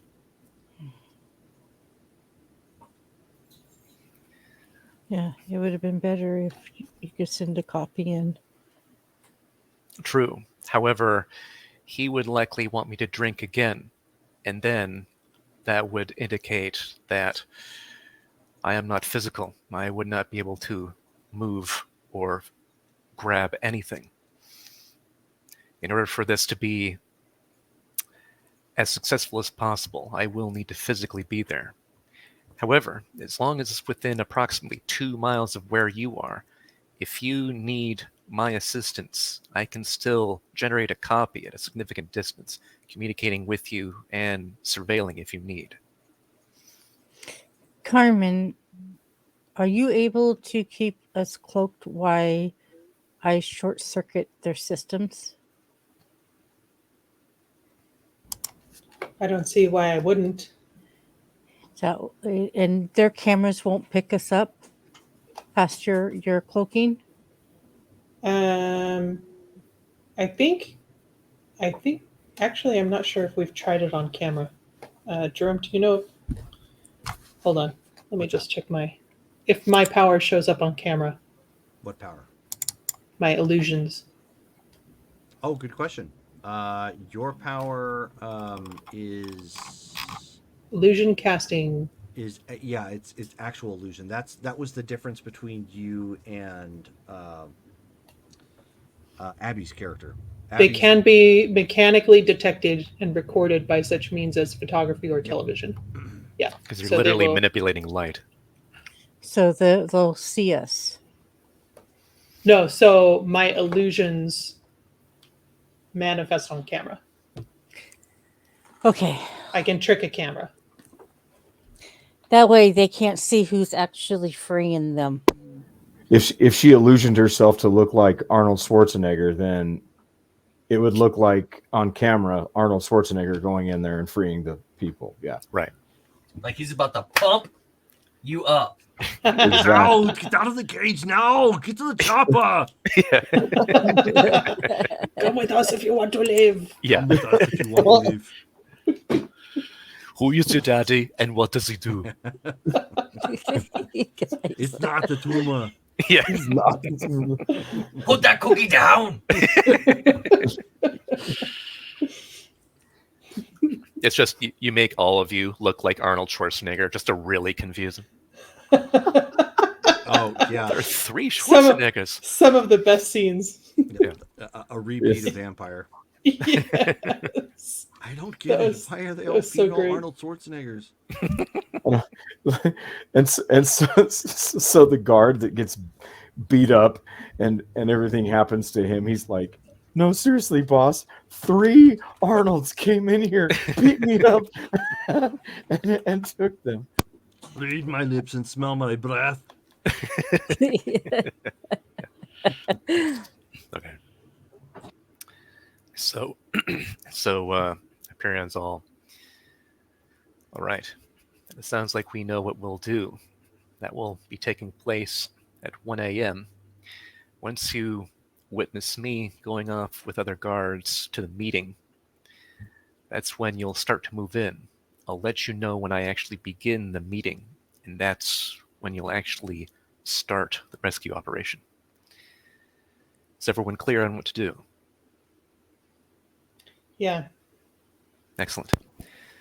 Well, we still have a few hours left. Let us now make our way to the other side of the square and see if we can find that Benedict Yakovich regarding the military-grade electronics. Sounds good.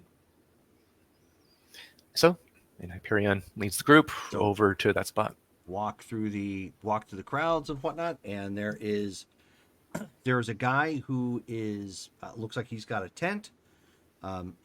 He has it's a nice looking tent comparative to the rest of them. Those are all beat up looking tarp things with just posts. He's actually got a nice tent with some hooks in it for some smaller items to dangle down, for show. Kind of camped out in a chair, and he's got a TV with some rabbit ears, just kind of watching. On the inside, you can see that he's got he has a booklet kind of laid out with it's got those clear inserts and some photographs on the inside. It looks like maybe it's stock or something, but then he's got a lot of smaller knickknacks in here.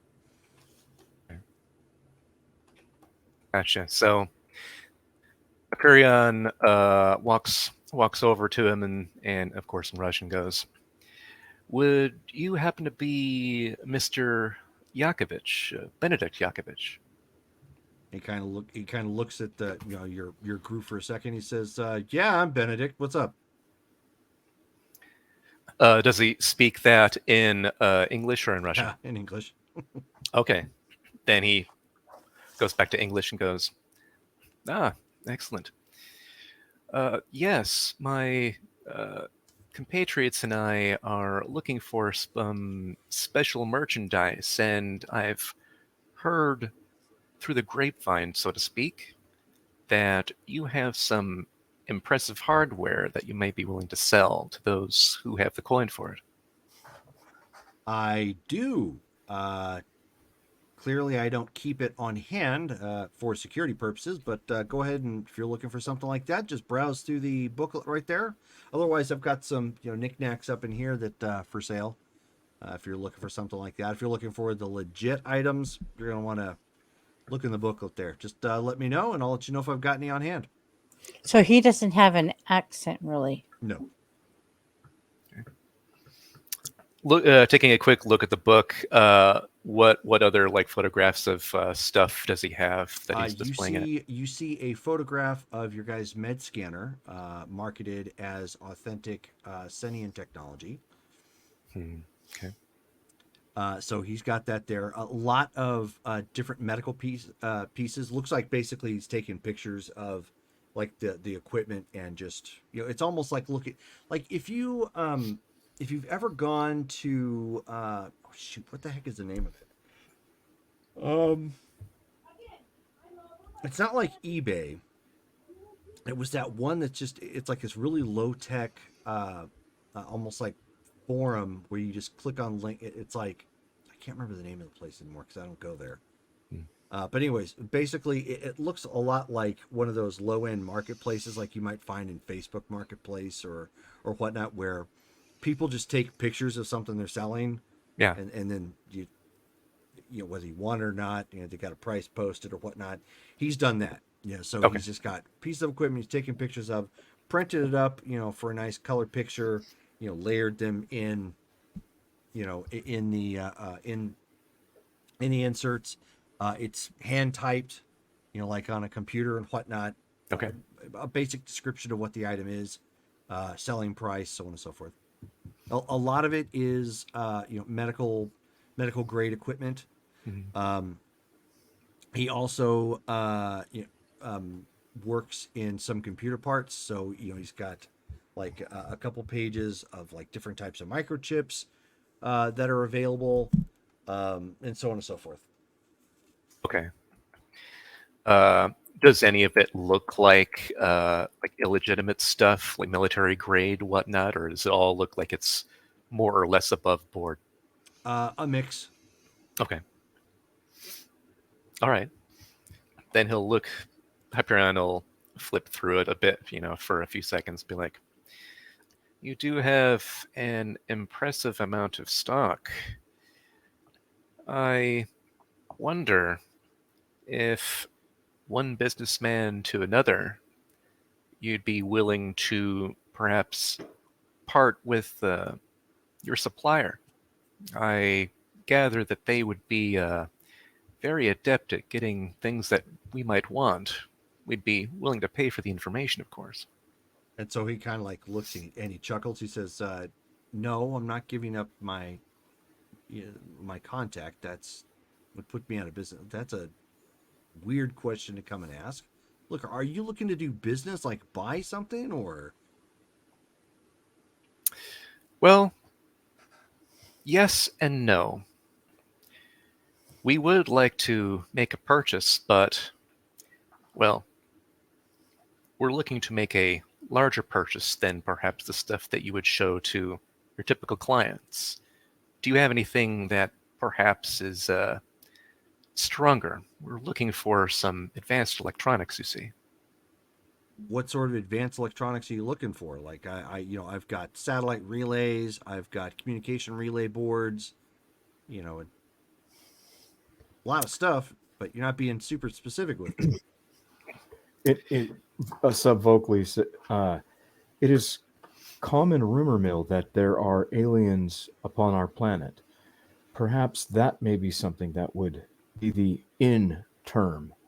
Then Hyperion goes, well, we're wondering if you have any technology that would seem to be out of this world. I'm sure you've heard in the news that there are visitors from other places. Perhaps some of that has moved through Transnistria and you've perhaps obtained some? So at that point, it's like, oh yeah, I get what you're getting at. Yeah, I don't touch that. That's got the Red Army all over it. No thanks. Oh, I see. Carmen will sub-vocalize maybe some kind of technology that would be known to mainframe specifically. Subvocally responds, if I drop Mainframe's name, that might be overly suspicious. Yeah, no, don't do that. Maybe just some of his capabilities or something. Then Hyperion speaks out loud and goes, well, the items then that you mentioned earlier, the comsat systems and computer boards, that does sound rather powerful. Would you have anything that's military grade? Yeah. So in case you haven't noticed, the Iron Curtain came down, and with that opened up a lot of opportunities. True. Yes, one of the reasons why we're here. We saw that a lot of product and merchandise comes through this area in particular. We're hoping to find somebody like you who might have their fingers in this particular pie. It seems that you do. So, with that said, do you have a catalog or some other means that I can peruse that merchandise? Roll your popularity at a 0. Okay. Spend some karma. Yeah. That's 65. We've spent 90 so far, so we're at 210. It's okay. Spend the karma. Yeah, all right. I'll do it. Spending the 65. Roll, Who else is and then This is the worst spy operation we the angler has 90? never seen. Oh, we're at 210. We're at 210 now. Never mind. Okay. Oh yeah. Whoops. Trying to remember. That's what PR or no S0. That's for shift 0. That's right. Shift 0. That's 0. Red. Oh. Holy crap. I rolled a 99, so yeah, that's gonna be a red Is feed it again. love balloons? No. That's insane. A Every 99. time, and it's still It's only a yellow. Yeah. Every time Dale spends like max karma to get, a succeeding roll, he ends up getting a super good roll. So Okay. Maybe if I well, just keep whatever. spending one karma, all my rolls would be awesome. So he thinks for a second based upon how the conversation's gone, and he says, all right, I'll tell you what. Why don't you meet me tomorrow afternoon? And he gives you a location, in town. It's Okay. some little restaurant. Right.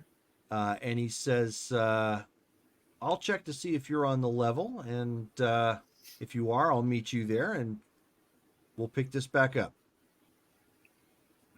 Excellent. A pleasure. See you there tomorrow. And shakes his hand. Okay, shook your hand. And turns to the group and leaves them, walks off, do the whole walk far enough away where we're just in the middle of a crowd. Sure. Nobody else is going to realize. So then he'll stop near like a random open table or something where there's chairs, if there's one, and he's going to turn to the rest and sub-vocalize.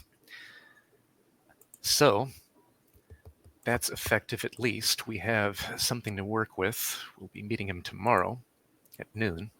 I've memorized the location, of course.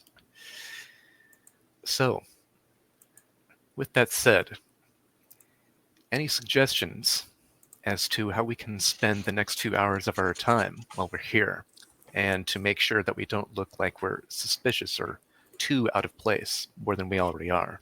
Maybe we should actually be buying some things. Yeah, I think actually just shopping and maybe have dinner here, taste the local fare. Excellent. The vodka is actually decent here. I don't think it's smart for us to be drinking vodka on this kind of operation. True. Well, at any rate, let us then go shopping and be tourists then. Okay. So we meander around and buy American knickknacks and all that stuff, and eventually have dinner and all that. Sure. Okay. You guys have purchased some shirts. You have picked up maybe a Walkman or something, and just like I said, it's just some knickknacks that make it look like you were here for some shopping, some appropriate, some regular human shoppers. Yeah. Okay. And as you go to leave the place, one of the guys stops you, Hyperion, and he gives you an address. Okay. Is this for the slave trade thing? Yeah, exactly. One of those guys? Okay. Don't you find it somewhat curious as to why he didn't do it at the club? I do.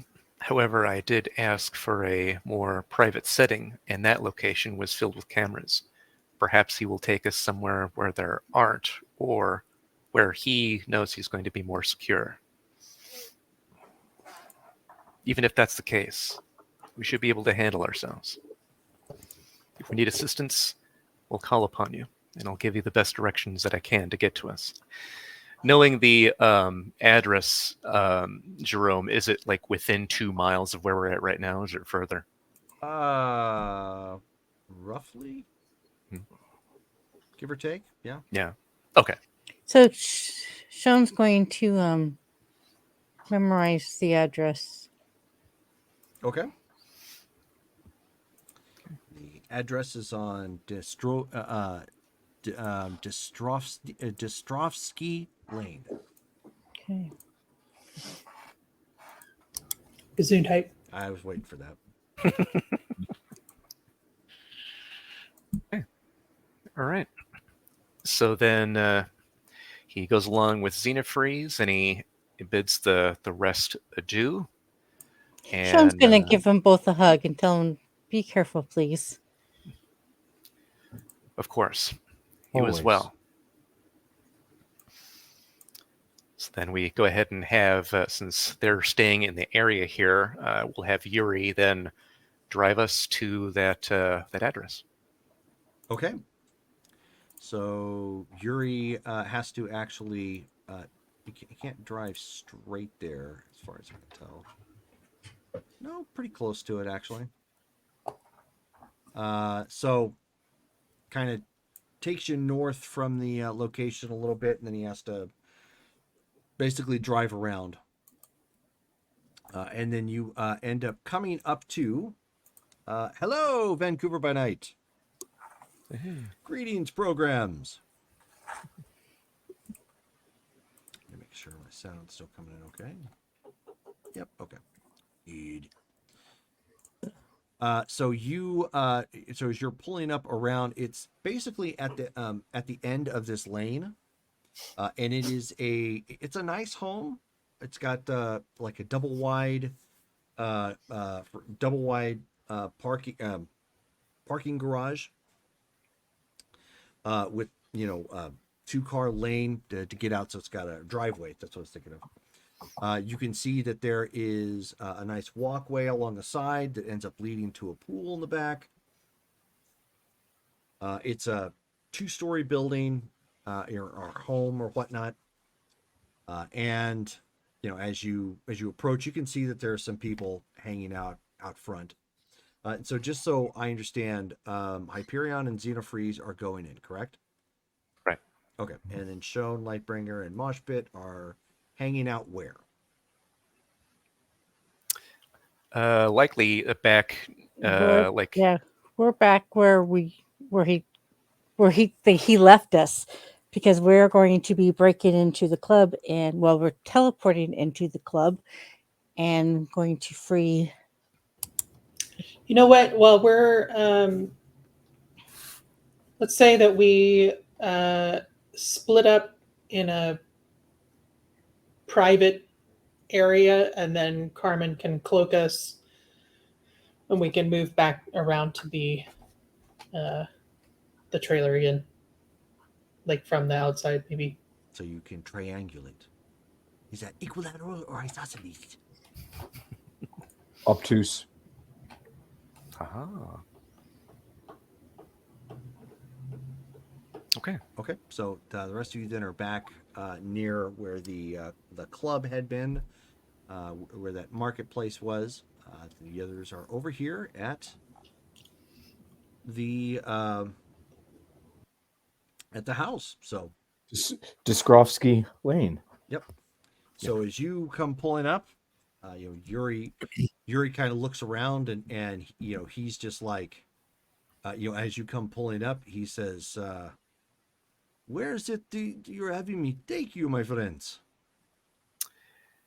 It's a secret meeting. We're hoping that you don't let anybody know about what we're doing. And Hyperion will go ahead and give him 50 rubles. He says, "Okay, thank you for the extra money, but this does not look like good news. Perhaps I park a little ways back." That Is will be this a fine. bad neighborhood? You wouldn't notice, but by the way it looks, because it's very nice. But no, the how you call them in your country is organized crime. These are thugs. The mafia, I think, is what you call them. Ah. It's making more sense. Does Yuri know that we are? He doesn't know that we are empowered, does he? No. Not unless when do you guys they- explained it to him. No. Do the local mafia here, are they known to employ empowered individuals? If they've got the money for it, of course. Whatever breaks the legs the quickest and fastest, I'm sure they've got something. Yes. Thank you, Yuri. He says, "Good luck, my friends. I will wait as long as I can." Much appreciated. Absolutely. Keep yourself safe, first and foremost. So we go ahead and exit the car, and while we're walking towards the correct building, Hyperion will subvocalize. We are approaching the building now. Yuri is a safe distance away. We have learned that they may even have empowered individuals under their employ. This seems to be a mafia neighborhood. So stay on your toes. Then we go ahead and approach the building.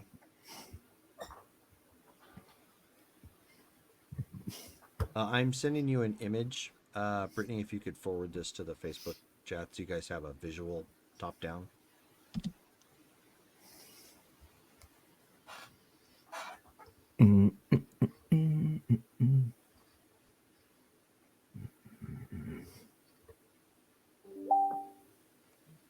Thank you. Got it. Okay. That is the building, or that's basically the top down from what you're looking at. As you can tell, it's surrounded by pretty big fields on two sides, and another housing community across the street. Got it. Yep. Okay. Is that the house that's right there in the center of that picture? Yep. Oh, okay. Gotcha. So trees, It's got an expansive backyard with topiaries and whatnot. So, Is that a swimming pool? yeah, that is a swimming pool Okay. Okay. And a jacuzzi. and a jacuzzi, Yeah, right there. A yakuza. which that's Wow. of course amazing in and of itself that a satellite can pick that up from in orbit. Yeah, right. Woohoo. In 1980, sure. So, We all have one of these that takes incredible photos. Well, right. Just saying. Is that resident sunbathing? Oh, Yeah. oh my. What incredible tattoo! So as you guys, as you two approach, you can see that there are two men waiting for you out front, who are going to pat you down for any weapons that you might have on you. Right. And there is a rather large individual. He's about 7 feet tall, and he's got kind of the short military haircut, probably a little bit more ripped than is humanly possible. Yeah, okay. And just staring at you guys. We're expected by your boss. Can we enter? So one of the guys who pats you down motions you in. He just continues to stare at you. You almost get the impression that if he was hungry enough, he'd probably eat you both. Right, okay. Just treat you like a hungry man lunch and be done with it. This guy is like made out of muscle, more or less? Yeah. Okay. Okay. Yeah. And as you come, as you go walking on the inside, that man, he ends up approaching and he says, hello. Welcome to one of my homes. I hope it is to do good business today or this evening. Of course. Lovely neighborhood and home. One of many, I'm sure. You seem to do very well for yourself. I do what I can. Humble businessman being as I am. Of course. Well, which room shall we do business in? I motions to the living room. Okay. It turns off the TV. He's got one of those big, like, wall TV, or not wall TVs, but like back projector and whatnot. Gotcha. Top notch for this era. Right. Okay. So yeah, go in and sit down in a nice, comfortable spot. Okay. He's got a big plush couch. He flops down onto a recliner sort of thing. The big guy comes walking in and stands nearby. Okay. When that happens, Hyperion is then going to subvocalize, begin the operation.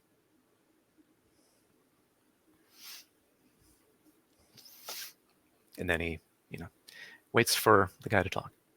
Okay.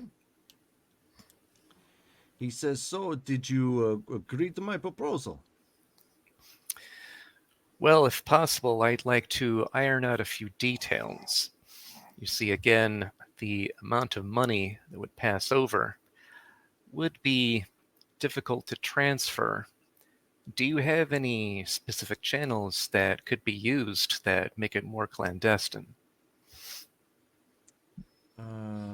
Actually, he does. There we go. Which one was it? That one.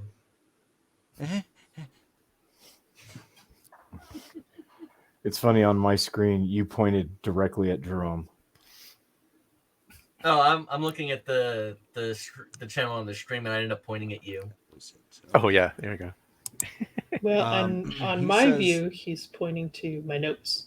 Yep. So he says, I have an account in Andorra that that could be used, and you could open one too. It goes through many. It avoids many complicated channels. I see. Excellent. Is he speaking in English now, or is he still speaking in Russian? He's speaking in English. Oh, okay.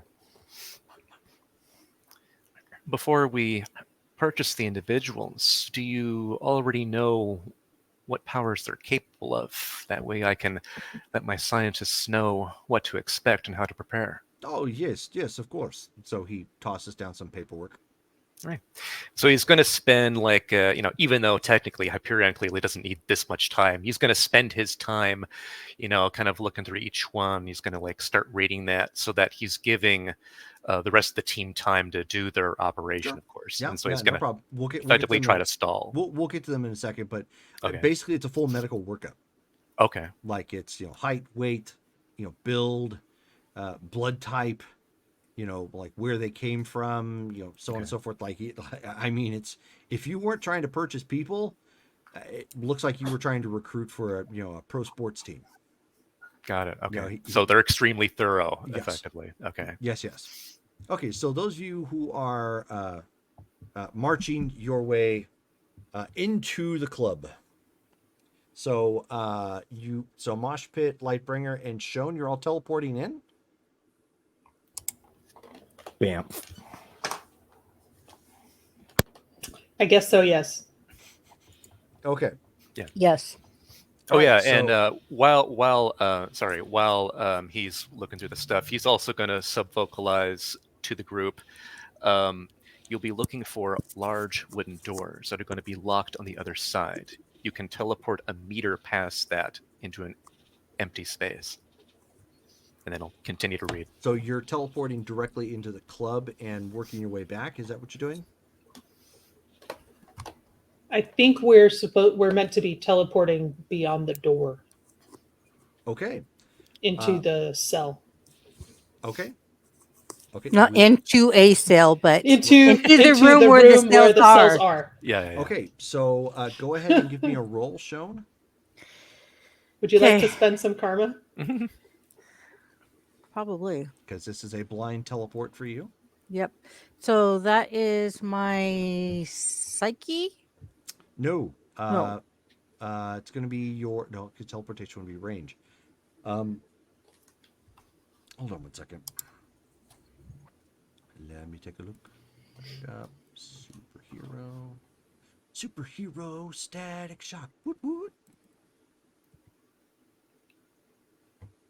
Such a good show. It is. Here we go. Worst ever spy group. Dang, so critical. Immediately gets in league with the mob.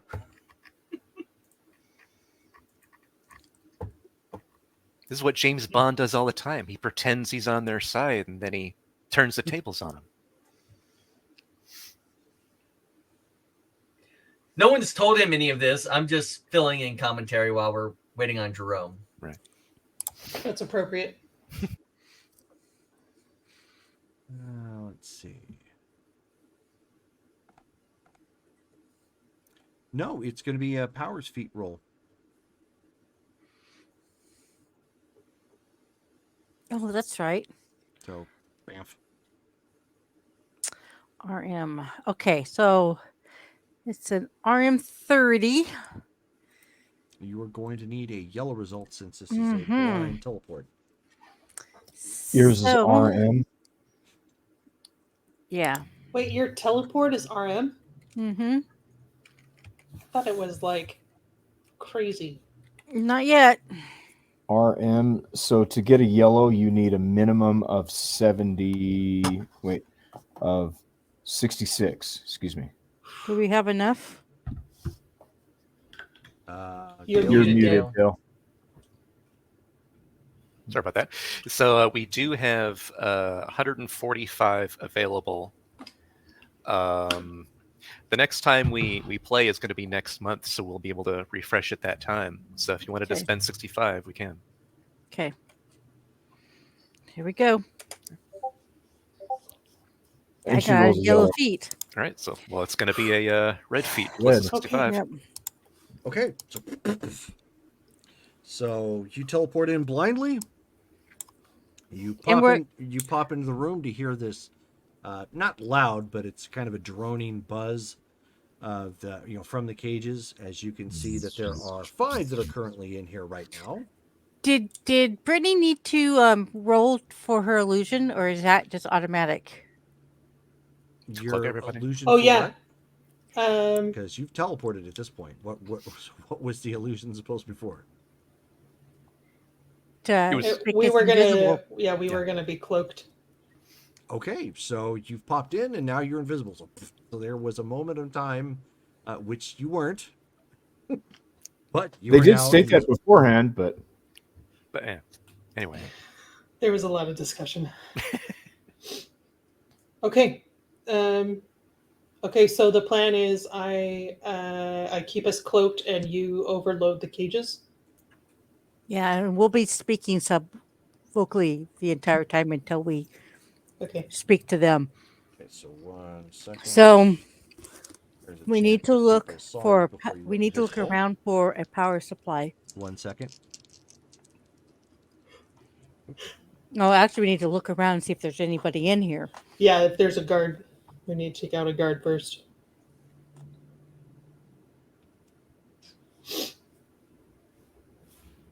There we go.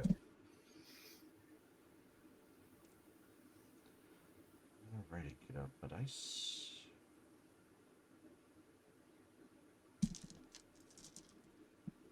Okay. Let's do that.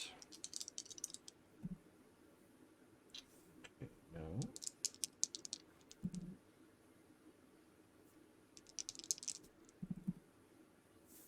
No.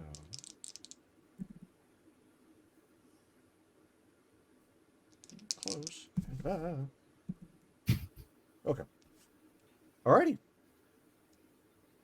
So you pop in, then turn invisible. And there is a brief moment where one of the individuals in the cage starts like looking around like, what the heck? And it almost said something, but the guy who's kicking back and watching his shows still, he doesn't really seem to make note. You can see that he has some authentic Twinkies wrappers in here. Yay? They have smuggled Hostess in. Oh. It's like, this is special? Yes. for them, I guess yeah. it is. Okay. Well, it would be Well. special to have Hostess in Russia. It's extra Only- special to have Hostess in Transnistria. Oh, right. This is fancy living here. Cream-filled I- little sponge cakes. Only the best for the mob. I don't suppose you could put him to sleep, could you? I am not my brother, but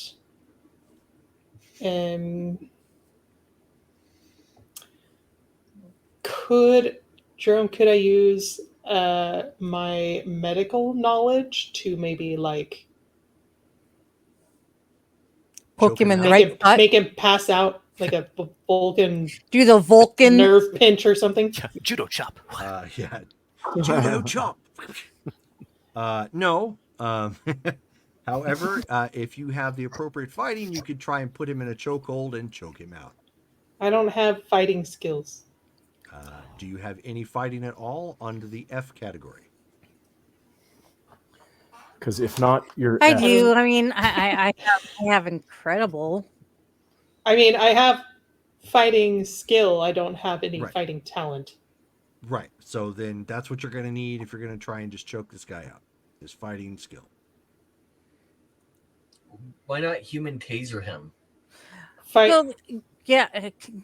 Fighting Remember the skill last as in time like that the stat happened? that I roll.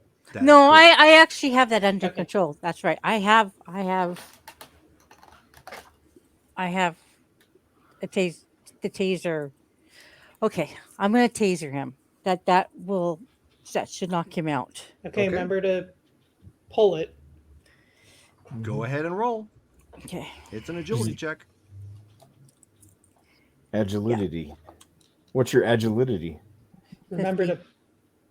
He's What is just human. 50. Yours amazing. Oh wow. Yeah.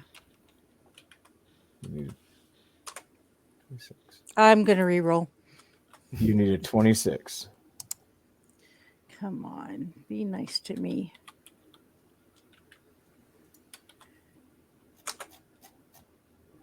Yellow. Phew. Okay. And your power feat for your taser? It is. It was at AM50. Okay. Let me back up real quick and get power chart pulled up here on my side. Superhero power chart. Superhero power chart. Woot woot. And you said AM50, correct? Mm-hmm. Owie. Okay, so Sean sneaks up sneakily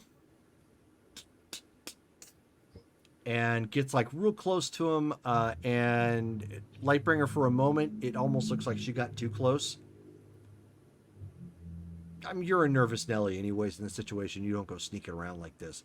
And she ends up like slapping him right between the eyes with her hand, and just and you see this like giant spark go flying off his head, and he falls down onto the ground just like not moving, just like blah, blah, blah. Okay, Carmen's I'm gonna reach down immediately- and I'm gonna reach down and Okay. see, yeah, if he's got a Do beat. you have pulse. medicine? Yes, I do. Okay, go ahead and roll your reason. with her still charged fingers. Clear.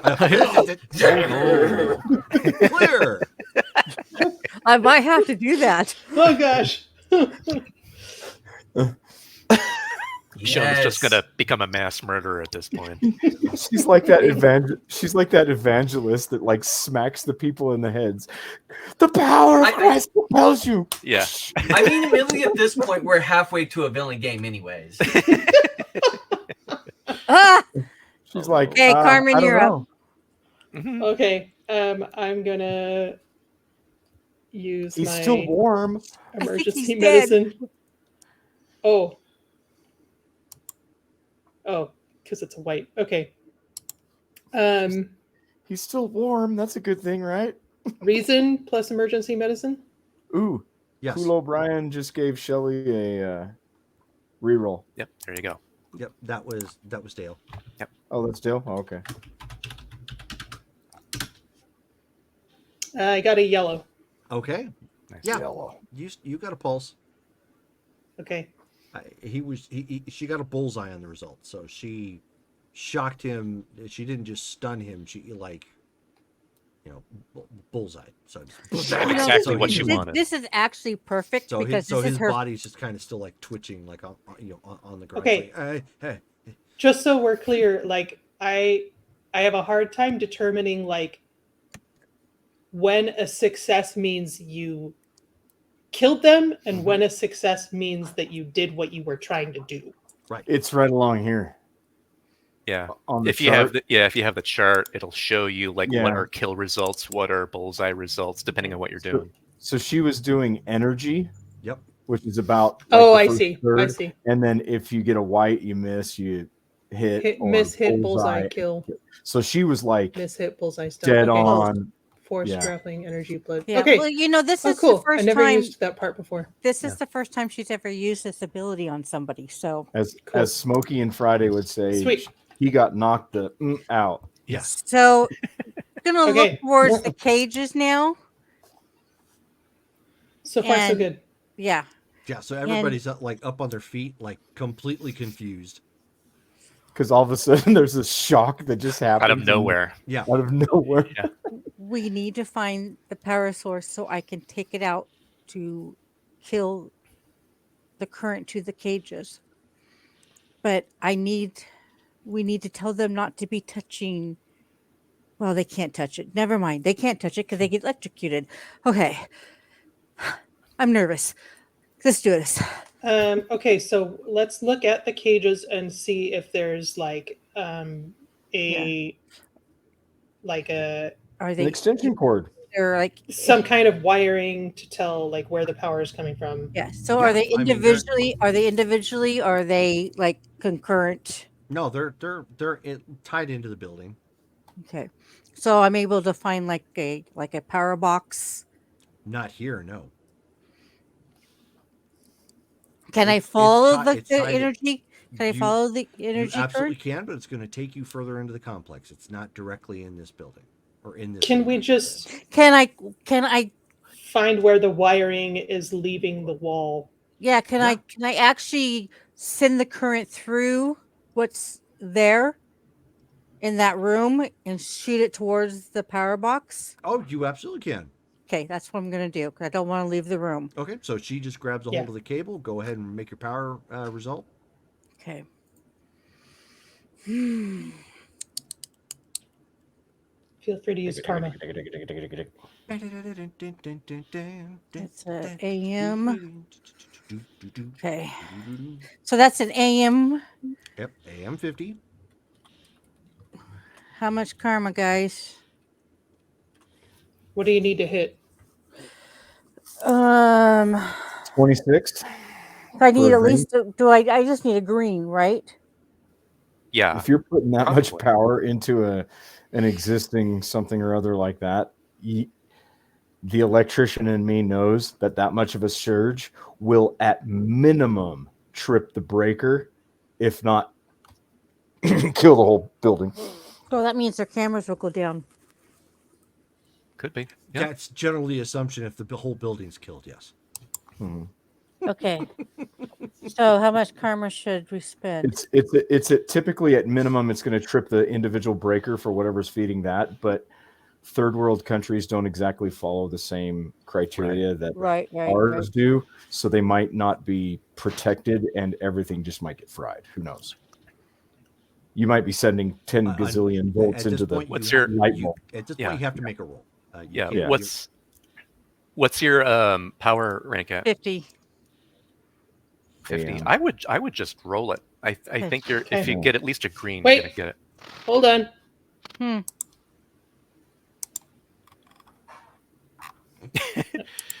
I'm just gonna get She another has reroll. a reroll. She has a Oh. reroll. Cooldown Yeah. is.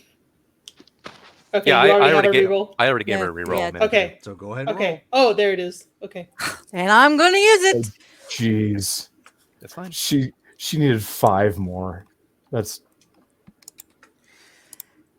Be nice to me. come on, green. Or yellow. Yellow. That's even better. Nice. And I gave you another reroll. Thank Okay, you. so, alrighty. So, Shelly, you got another reroll back, and so you got a yellow result. Okay. Yes. Brittany, this is an out of character question. What was the power rank of your light emission or radiation? My hard radiation emission Yeah. is 50. Okay. Do you remember what I told you the intensity was equal to? Yes. Do you want to tell Shelly just what she did to the power line? What did I just do to the power line? Fried. You Hiroshima'd it. You We have a melted it mushroom. down. We have a mushroom cloud. You might have started several fires. So, Wait, but she got a yellow though. right. I mean, that's what I got on You got to keep in mind when I got that, 100. that the average human is like feeble as far as strength goes, and hers is, and her energy emission. So even if you were to consider this like this, the average human feeble energy emission, which we do actually have current going through our bodies, that exponential increase is like walking up and frying it with like one of the extremely high up in the air power lines to a lower voltage system.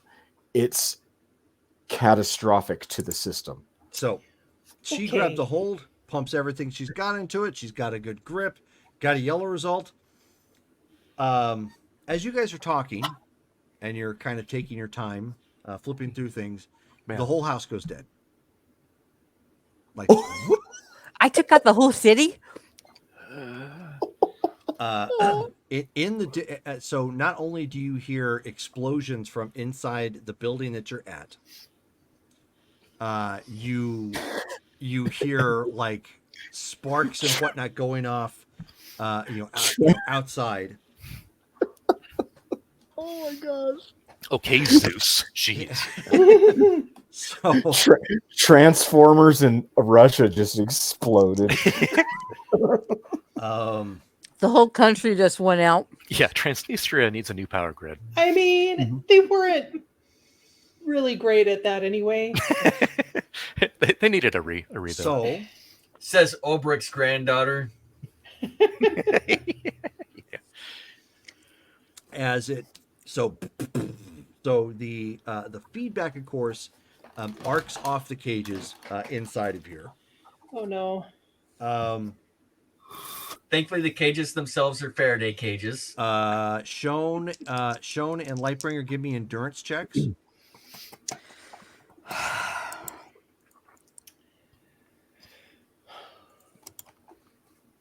Watch it kill myself. That would be bad. I got a white beat. I'm gonna re-roll. Okay. Oh no, I don't have a re-roll You don't because have- okay, no problem. I had already used it.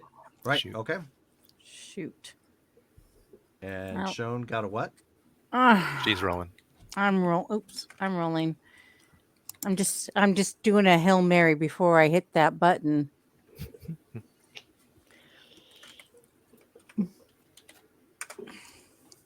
Green feet. Green. Okay. So Shone, you are very rattled at this point. Not unconscious or anything, as you took 50 points of damage. Ooh. You see Lightbringer and Mosh Pit out unconscious. Gosh. The cage is, of course, like totally I forgot depowered. about Like him. they were damaged with the feedback, and so the people on the inside are like slowly climbing out and like brushing themselves off, from the surge of electricity on the inside. Did the feedback damage their collars? That's a great question, Yi, who is in the dark right now. Maybe when you get back to that area, you can ask. So,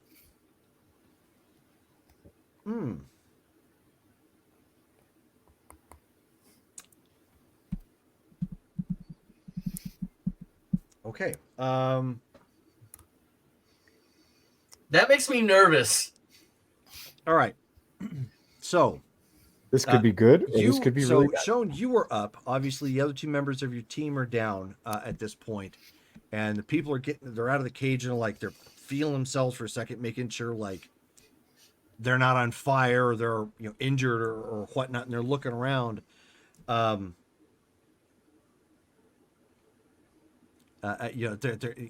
like, what the heck just happened? One of the girls, says. The plan was to come in here and get you out of here, which is still the plan. I need a place to teleport us to, like now, before they get here. Give me a place. Okay. So, and as you ask that, one of the ones turns and looks, and you can hear some beeping coming from their collar. Oh no! Oh no! Yeah, that's still on. What does that mean? And so they all start to panic as they all start to beep at this point, and they look to you, and have you ever seen The Running Man? Oh no! Their heads are gonna explode. Time for you to quick think. You don't have time to figure this out. I'm just gonna touch and try to short circuit them. I'm gonna have to just do one. You're not gonna have time to hold every one of them and try it. You're gonna have to try and do it all at once. Okay. I'm gonna try to short circuit. Guys, I'm sorry, but if I knock you out, I'm sorry. Spend some karma. Yeah, but I don't want to kill him. What karma? Are we totally out? Of spendable karma, you are. We are? As a dramatic moment, the camera pans over to the person who had been knocked out from the stun. And he's got big black marks all over him from the electrified surge. I mean, I have electrical Of course you don't. manipulation. You're not there. Yeah. And you're also not unconscious. Yeah. And last I checked, you weren't playing the person guarding the prisoners. Oh yeah. Okay. I see what you're saying. Who you're talking about? I was like, what? Now you're picking up what I'm putting down. Yes. I have. It's quite I heavy. have- okay, guys. I have electrical manipulation, but it's at feeble. Yes, you do. Do I risk using that, or do I go ahead and just bite the bullet and use my electrical generation?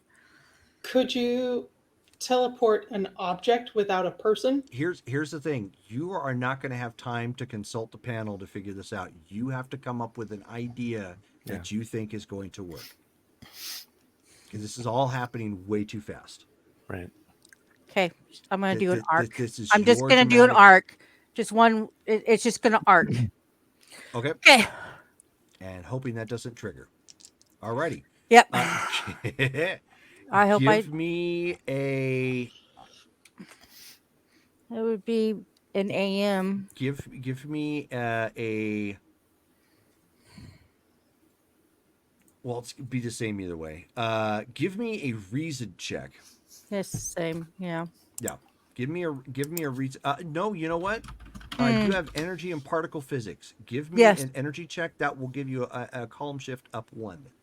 Okay, so that goes to you're what? attempting to arc this in a correct manner to short circuit, not as to explode. Hopefully, Right. So that goes up to incredible, right? MN70. No, that's down 1. If you have MN75, you're not going down to IN40. You're going up to MN75. Monstrous. Okay. Red feet. Okay. So,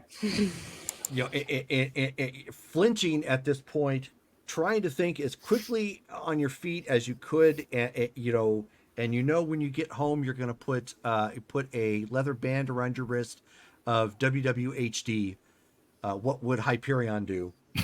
In this moment, you're just like, you stick out your finger real quick, and with your generation, you're just trying to make it arc. From all of it, bam, bam, bam, bam, bam. You see, like all the collars explode, but not explosively. Like they just, shatter off and crumple to the ground into pieces. Nice. Okay. You now have so you lost all your karma because you killed the person who was on the ground. So I killed the man. Oh, The guard. yes, you did.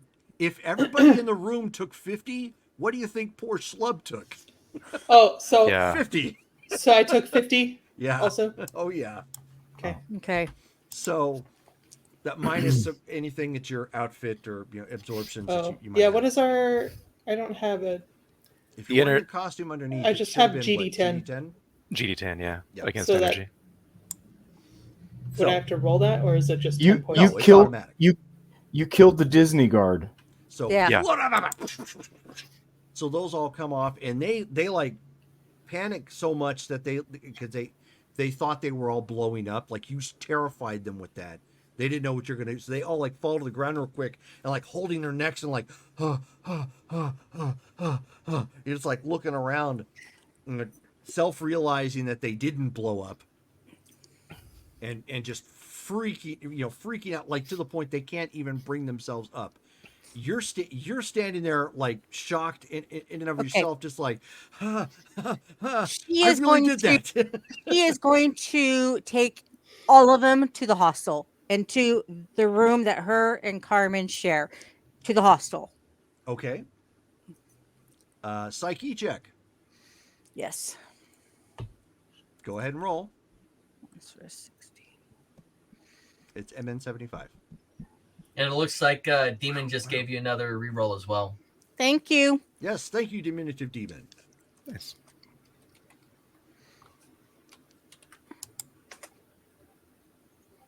Green feet. Green feet. Okay. So you get ready to teleport, and you feel a stinging pain in the back of your neck, kind of going like up your head, giving you that headache. Something's happened. Oh no. And you're unable to teleport as you end up seeing the doors come swinging open with a loud pound and some spotlights shining in from where you're at, and you end up seeing. Let me go ahead and get this posted because I had this ready. Oh no. You end up seeing the first guy who's there of this chain. I'll get to the others later. Now, the first individual who is there, he actually kicked open the door. He has a black star with like gold lining, like tattooed on his face, and the lines actually come down all the way off his head down, meets at the base of his head and neck, come back down and split, coming all the way down on either side, to one hand with a hammer, the other hand with a sickle. He actually stands. 1 second. He's a big mountain of a man. I don't know if I actually specifically wrote this down. Oh no, he's 8 feet tall. I did. Okay. Damn. He also has large kind of bone spikes protruding out at various points on his body, in an almost a doomsday kind of way from Superman. And you can see that there are other guys that you can hear, like the cocking of rifles and whatnot, as they shout at you to get down on the ground. Hyperion. Down. Hyperion, we're in trouble.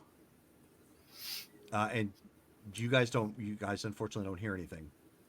At the house, as you know, he's looking around, and immediately some lights come on in the house, like a backup generator sort of thing. Not all of them, but some emergency lights come on, and he starts like looking around, and he's like, "What?"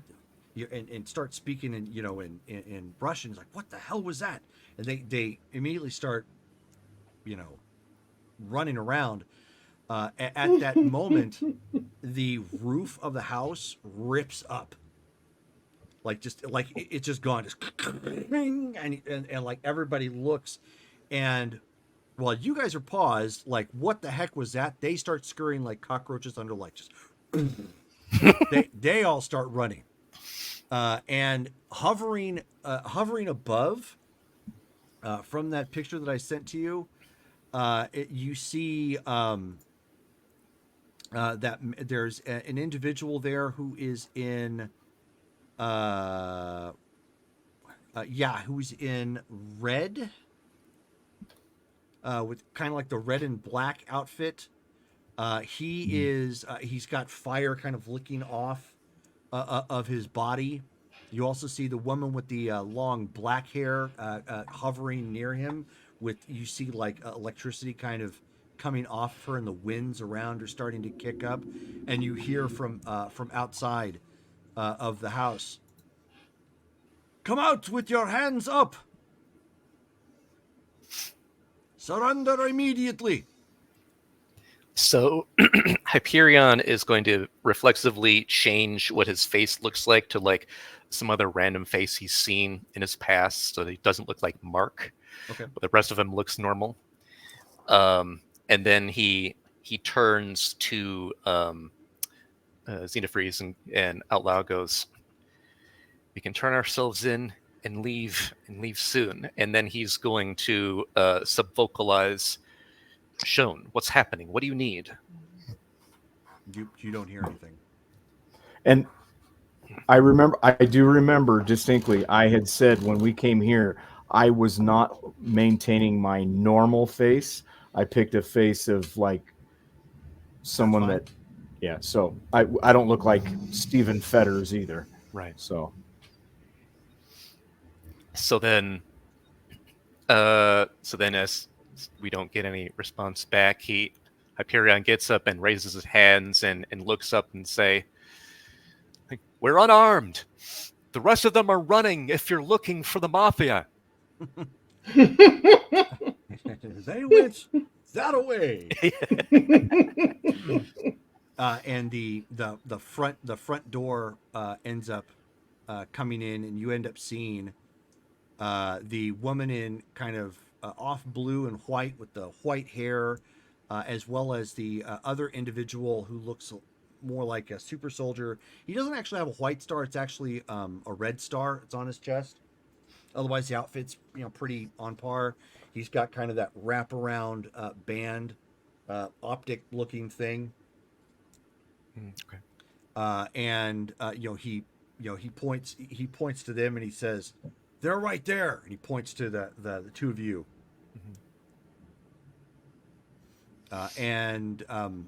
So they come walking in, and he ends up saying, you hear him yell,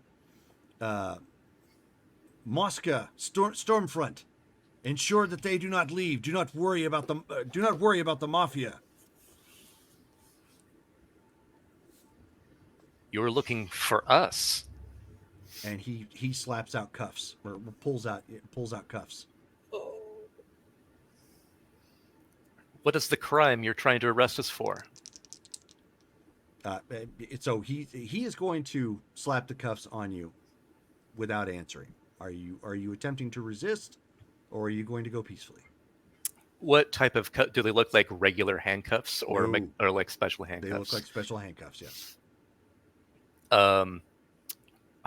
Hyperion says, "I'm sorry, what you're doing is unjust," and he's gonna try to resist that and knock the cuffs out of his hand. Okay. So we are in combat here. Yep. Let me get this pull. No, it's not. Okay. Does Angler suddenly get a really bad feeling something horrible is happening? Nope. Probably. Okay, so go ahead and roll 1d10. This is no 6. bueno. Muy no bueno. Who is it that's trying to arrest him? The guy with the star? Yes. Okay.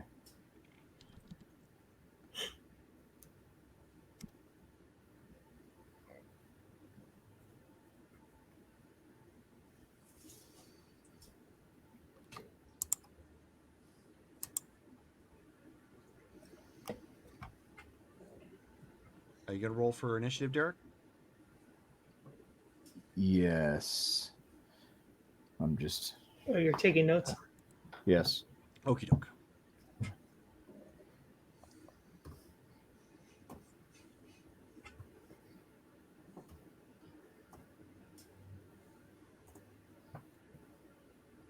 You have to have a space between the R and the 1.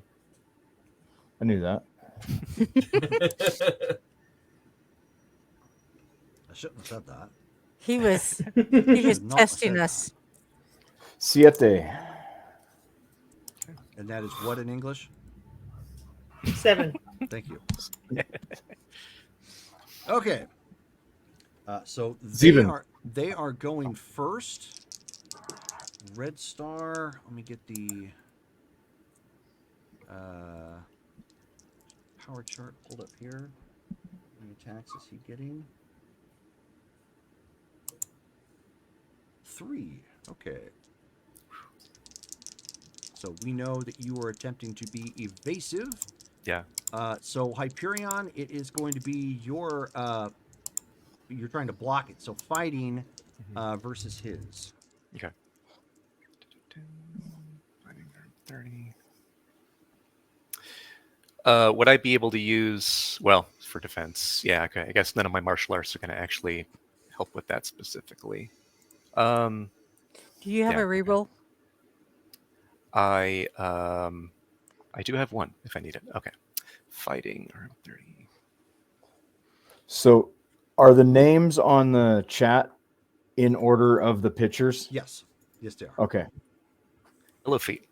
Brittany, Yeah, do you I have did one? that on purpose because when I got ready to post that, I realized it may not come out in the order I wanted to. Okay, so you Okay. got what?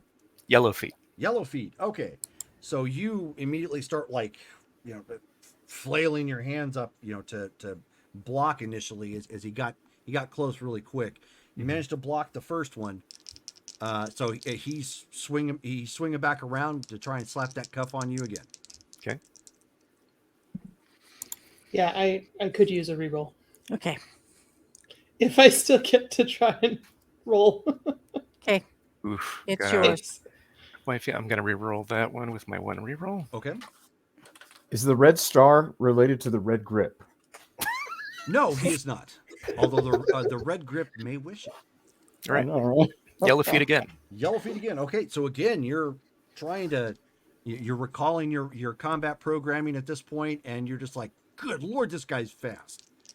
He's clearly the superior fighter. You are lucking out at this point. Right. So if this continues to be close, he's going to overpower you fast. He's going at it again. I sit above the law. Right. Yes, Sifu Seagal. Yellow feet. Oh, okay, yeah. So, so you are doing your best to keep him from slapping that cuff on you. At this point, roll. Or actually, you are not dodging, so you can't. You are physically trying to block. So, Taiga sees that he's having problems like slapping that on you, and she's just like, "Let me put him on ice." Oh, good grief! Give me an endurance check. Okay.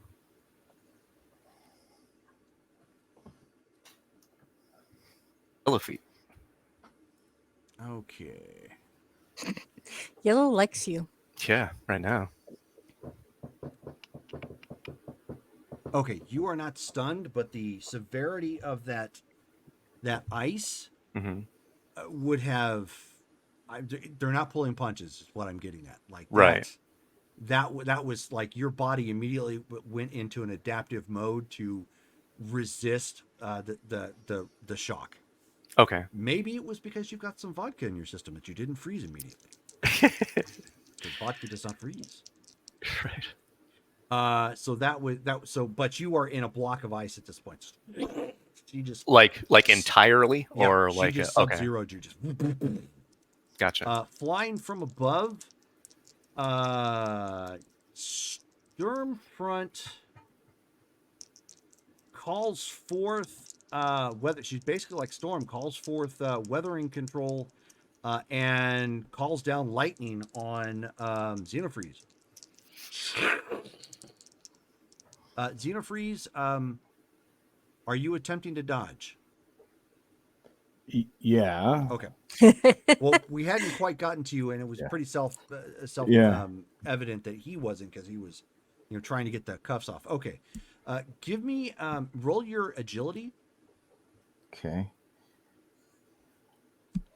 Ices. Hang on. My agility is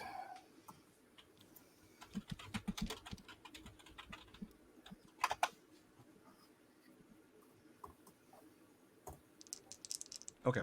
So go ahead. Red. I rolled Okay. a 95. Alrighty, that's going to make it harder to hit you.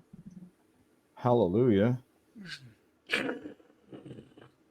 I'm like, yikes. So there's a big like hole where you were, and you basically like jump out of the way, hit the couch, and kind of tumble over, back onto your feet, sort of thing, and like that half that couch is just gone. Just the so Mosca at that point snickers at Stormfront missing, and he says, "You need to go back to the range, comrade." And he bolts down some fire in the form of a cage. You are still in the process of dodging. Oh, not that. Okay, so he has placed so you don't take any damage. You have a fire cage around you at this point. Okay. So, and of course, it's scoring parts of the house at this point, and furniture that's nearby. So just before we get to you guys, Sean, it's clear you do not have anybody in your ear at this point. Nobody's responding. Your friends are down, and you're the only one that's up. There are what appears to be at least 10 soldiers and big beefy dude right in front of you, and they're calling for you to surrender. Well, she would try to teleport again. Okay. Go ahead and roll your initiative then, Okay. and we'll see when you are acting.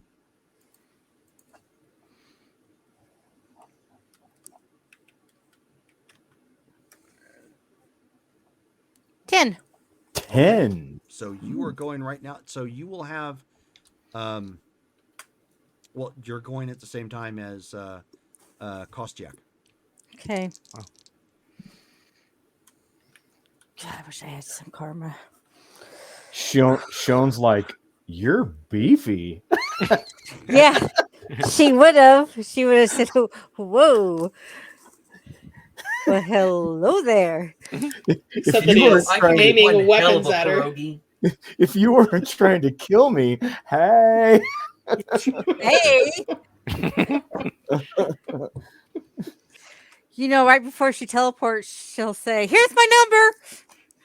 No, I'm kidding. Right. No problem. So Jeez. go ahead. So you were attempting to teleport. Go ahead and roll your psyche again. Yellow. Okay. So once again, you've got that feedback loop, like right in your head. Go ahead and roll your endurance. Damn. 40. Out of the frying pan and into the fire. Yep. But we're not dead yet, so that's something.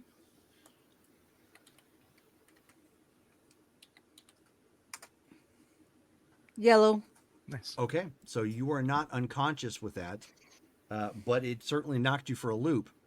However, you get drilled directly in the face with the punch because you were like getting ready to teleport, and, and you look up just as you got the headache from the back here to see 8-foot tall ham hock right here just before you see nothing but stars. Just bam!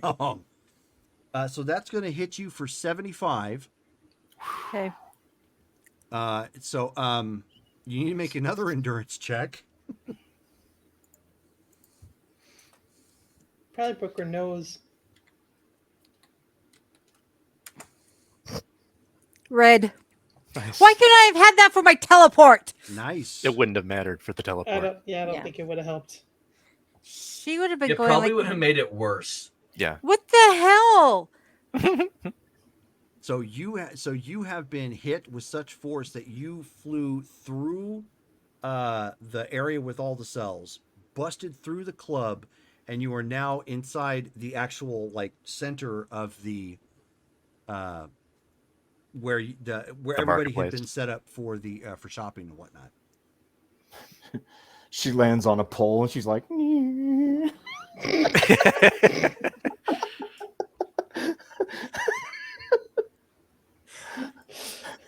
just a couple rotations. Okay. An Oh, I'm impressive pretty good at dismount. this. So, okay, so that was their action at this point. Their round.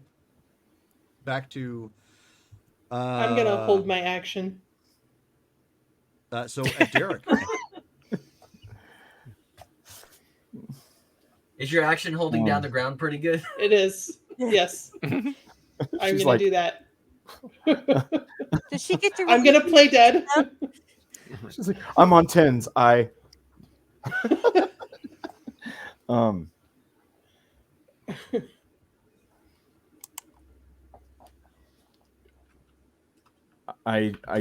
is this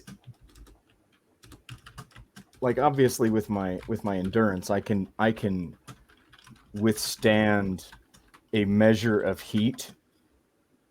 I mean, to some degree, obviously, but is this like, you'll take damage doing it if you attempt to exit it? Yes. well, I mean, not to exit it, but I mean, is it like radiating into where I can feel like I would take damage just being in the cage? Just Nope. out of curiosity. Nope. Okay. So it's like sitting next to a campfire, but a little bit more intense kind of thing, Right. probably. Yes. Mhm. Okay.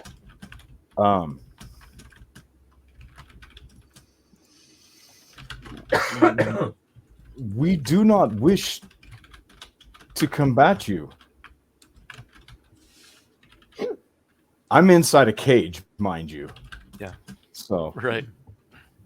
but I'm eyeballing like everybody like Okay, so you keep your hands up from inside the cage. yeah. I mean, it's not like I'm totally defenseless because obviously I mean, by all rights, all I got to do is just. Freeze But it. Right. I'm just like. Yeah. So, And- Hyperion, on your action, what are you doing?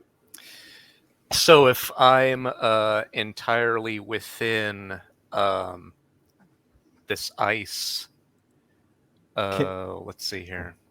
Can I, out of curiosity, before he does that, can I, with my cold shaping, do I have to like? I mean, is it a matter of just theatrics that I would be like, or can I be like this and try to at least weaken the ice around him? No. Okay, so I would have to like focus and like. Yeah, you have to kind of focus and project. Yeah. Oh, okay. Okay. You could still try it. I mean, that's again, it's obviously still something that's within the realm of capability, but you have to keep in mind that they see you. Obviously, Right. you're in the midst of combat. So if you are surrendering, great. If you aren't, then they're probably going to pick up on that. So it just depends on what it is that you're wanting to do. If you want to continue the combat, go ahead and do that. If not, you can surrender. All right, then I subvocalize to Hyperion. I say, I think it is in our best interest to surrender. Does that even come through? Yes. Mm-hmm. It does. Okay. I will do what I can, but at this point, I would be caught if I tried to assist you. I am in a cage of fire. And Hyperion responds, "You're right. They were waiting for this. I don't know how they followed us, but it's likely that they're doing the same with the other group as well. So go ahead and surrender, and I will as well. I can't reach the other team. They have some sort of interference field in place."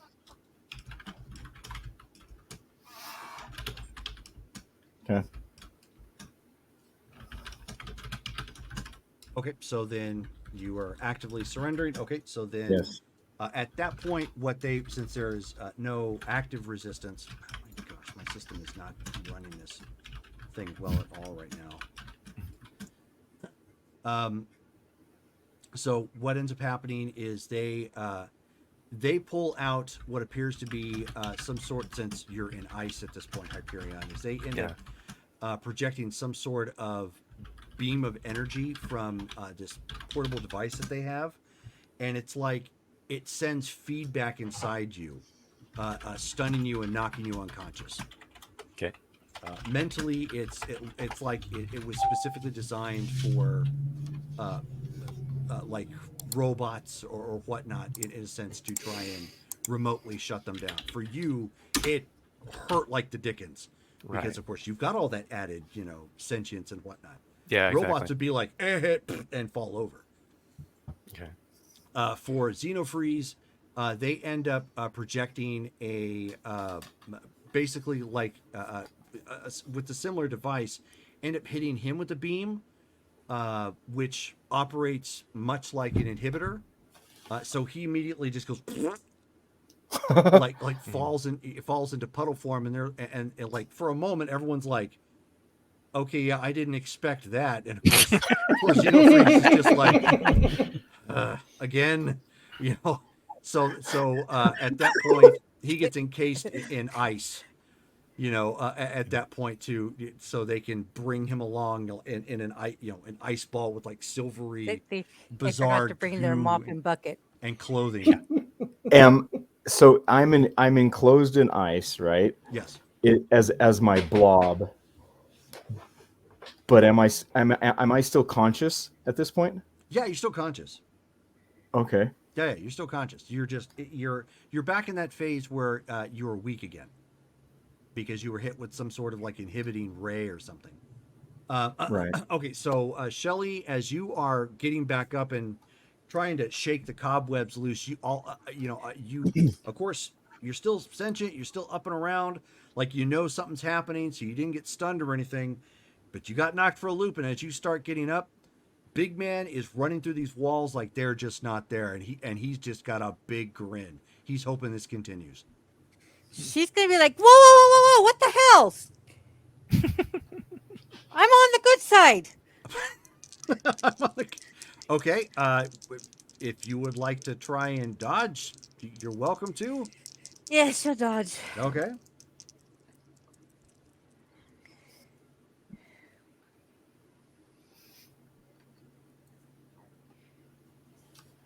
Oh, that look! I see you, Jerome. I see that. Unearthly is Ewan, right? Yes, unearthly is Ewan.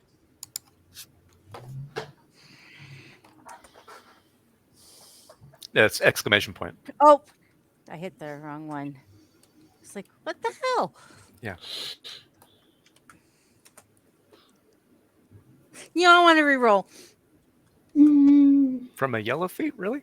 Yes. Yes, I Okay. do. All right. Oh, you might get She doesn't lower. trust that look on his face. No.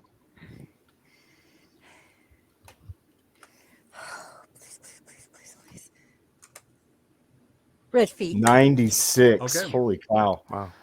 Yeah. Okay. So you pull the Jackie Chan, the whoa sort of thing, and pull it, and then you duck real quick as you feel the breeze of his fist fly like right over you, just, and he just growls again and swings one more time. So she's gonna like, can we not talk about this? Because he's not much of a talker. Yeah. Actions speak louder than words. He speaks with his fists. Yeah, exactly. Speaks with a fist. I didn't get that one. Got His, what? That's his Green that's his feet. native Green feet. language. Okay. So you ducked with that when he came back around, and just with his superhuman strength, he was way faster than you could have anticipated at that point. And he ends up bringing his hand down on you, much like the Hulk might just slap a bug. Just like, you get impacted into the ground and actually bounce a little bit from it, taking another 75 points of damage, which actually knocks you out. So Yeah, because that takes me down to 30. Yeah. Holy moly. Because you hit me with 50. You got a lot 10 more was than I do. absorbed. Oh, from- right. And then you hit me with 75. 10 gets absorbed. Yeah, 75 And again, then right. you said, so I'm down to 30. She's out. So give me an endurance check. Okay.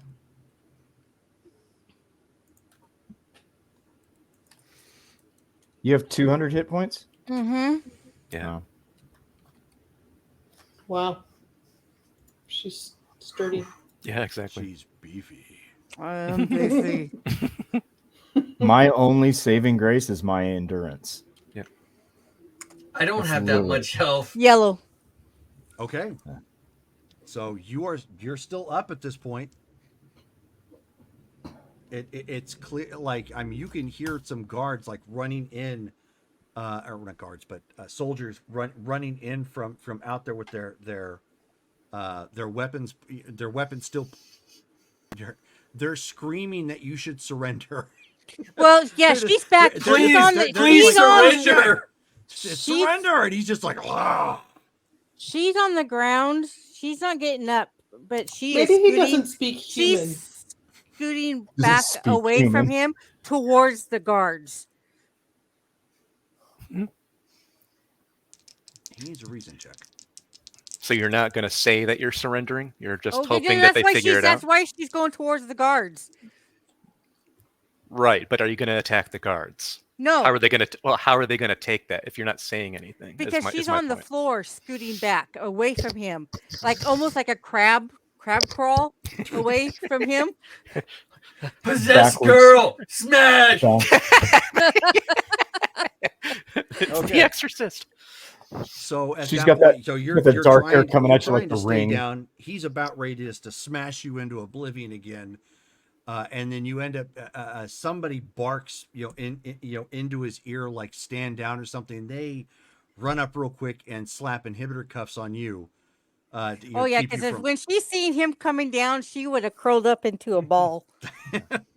And so he just and he looks so disgusted, like he wanted to pound and smash and didn't get nearly They enough. took his dessert without giving him any. Yeah, they took his pudding. Rude. And so he's just like, "Rah," and just like start stomping off. And even the soldiers, like for a moment, you can hear them like do what they're fastening you down and making sure you're secure. You can hear like they all take a breath, just like, oh, sort of thing. Like they were not ready for him to go green light, clearly. And so that is where we are going to stop for the evening. As Kostyuk kind of storms off and our heroes are being detained. I have a bad feeling about this, I do too. but at least we're not dead.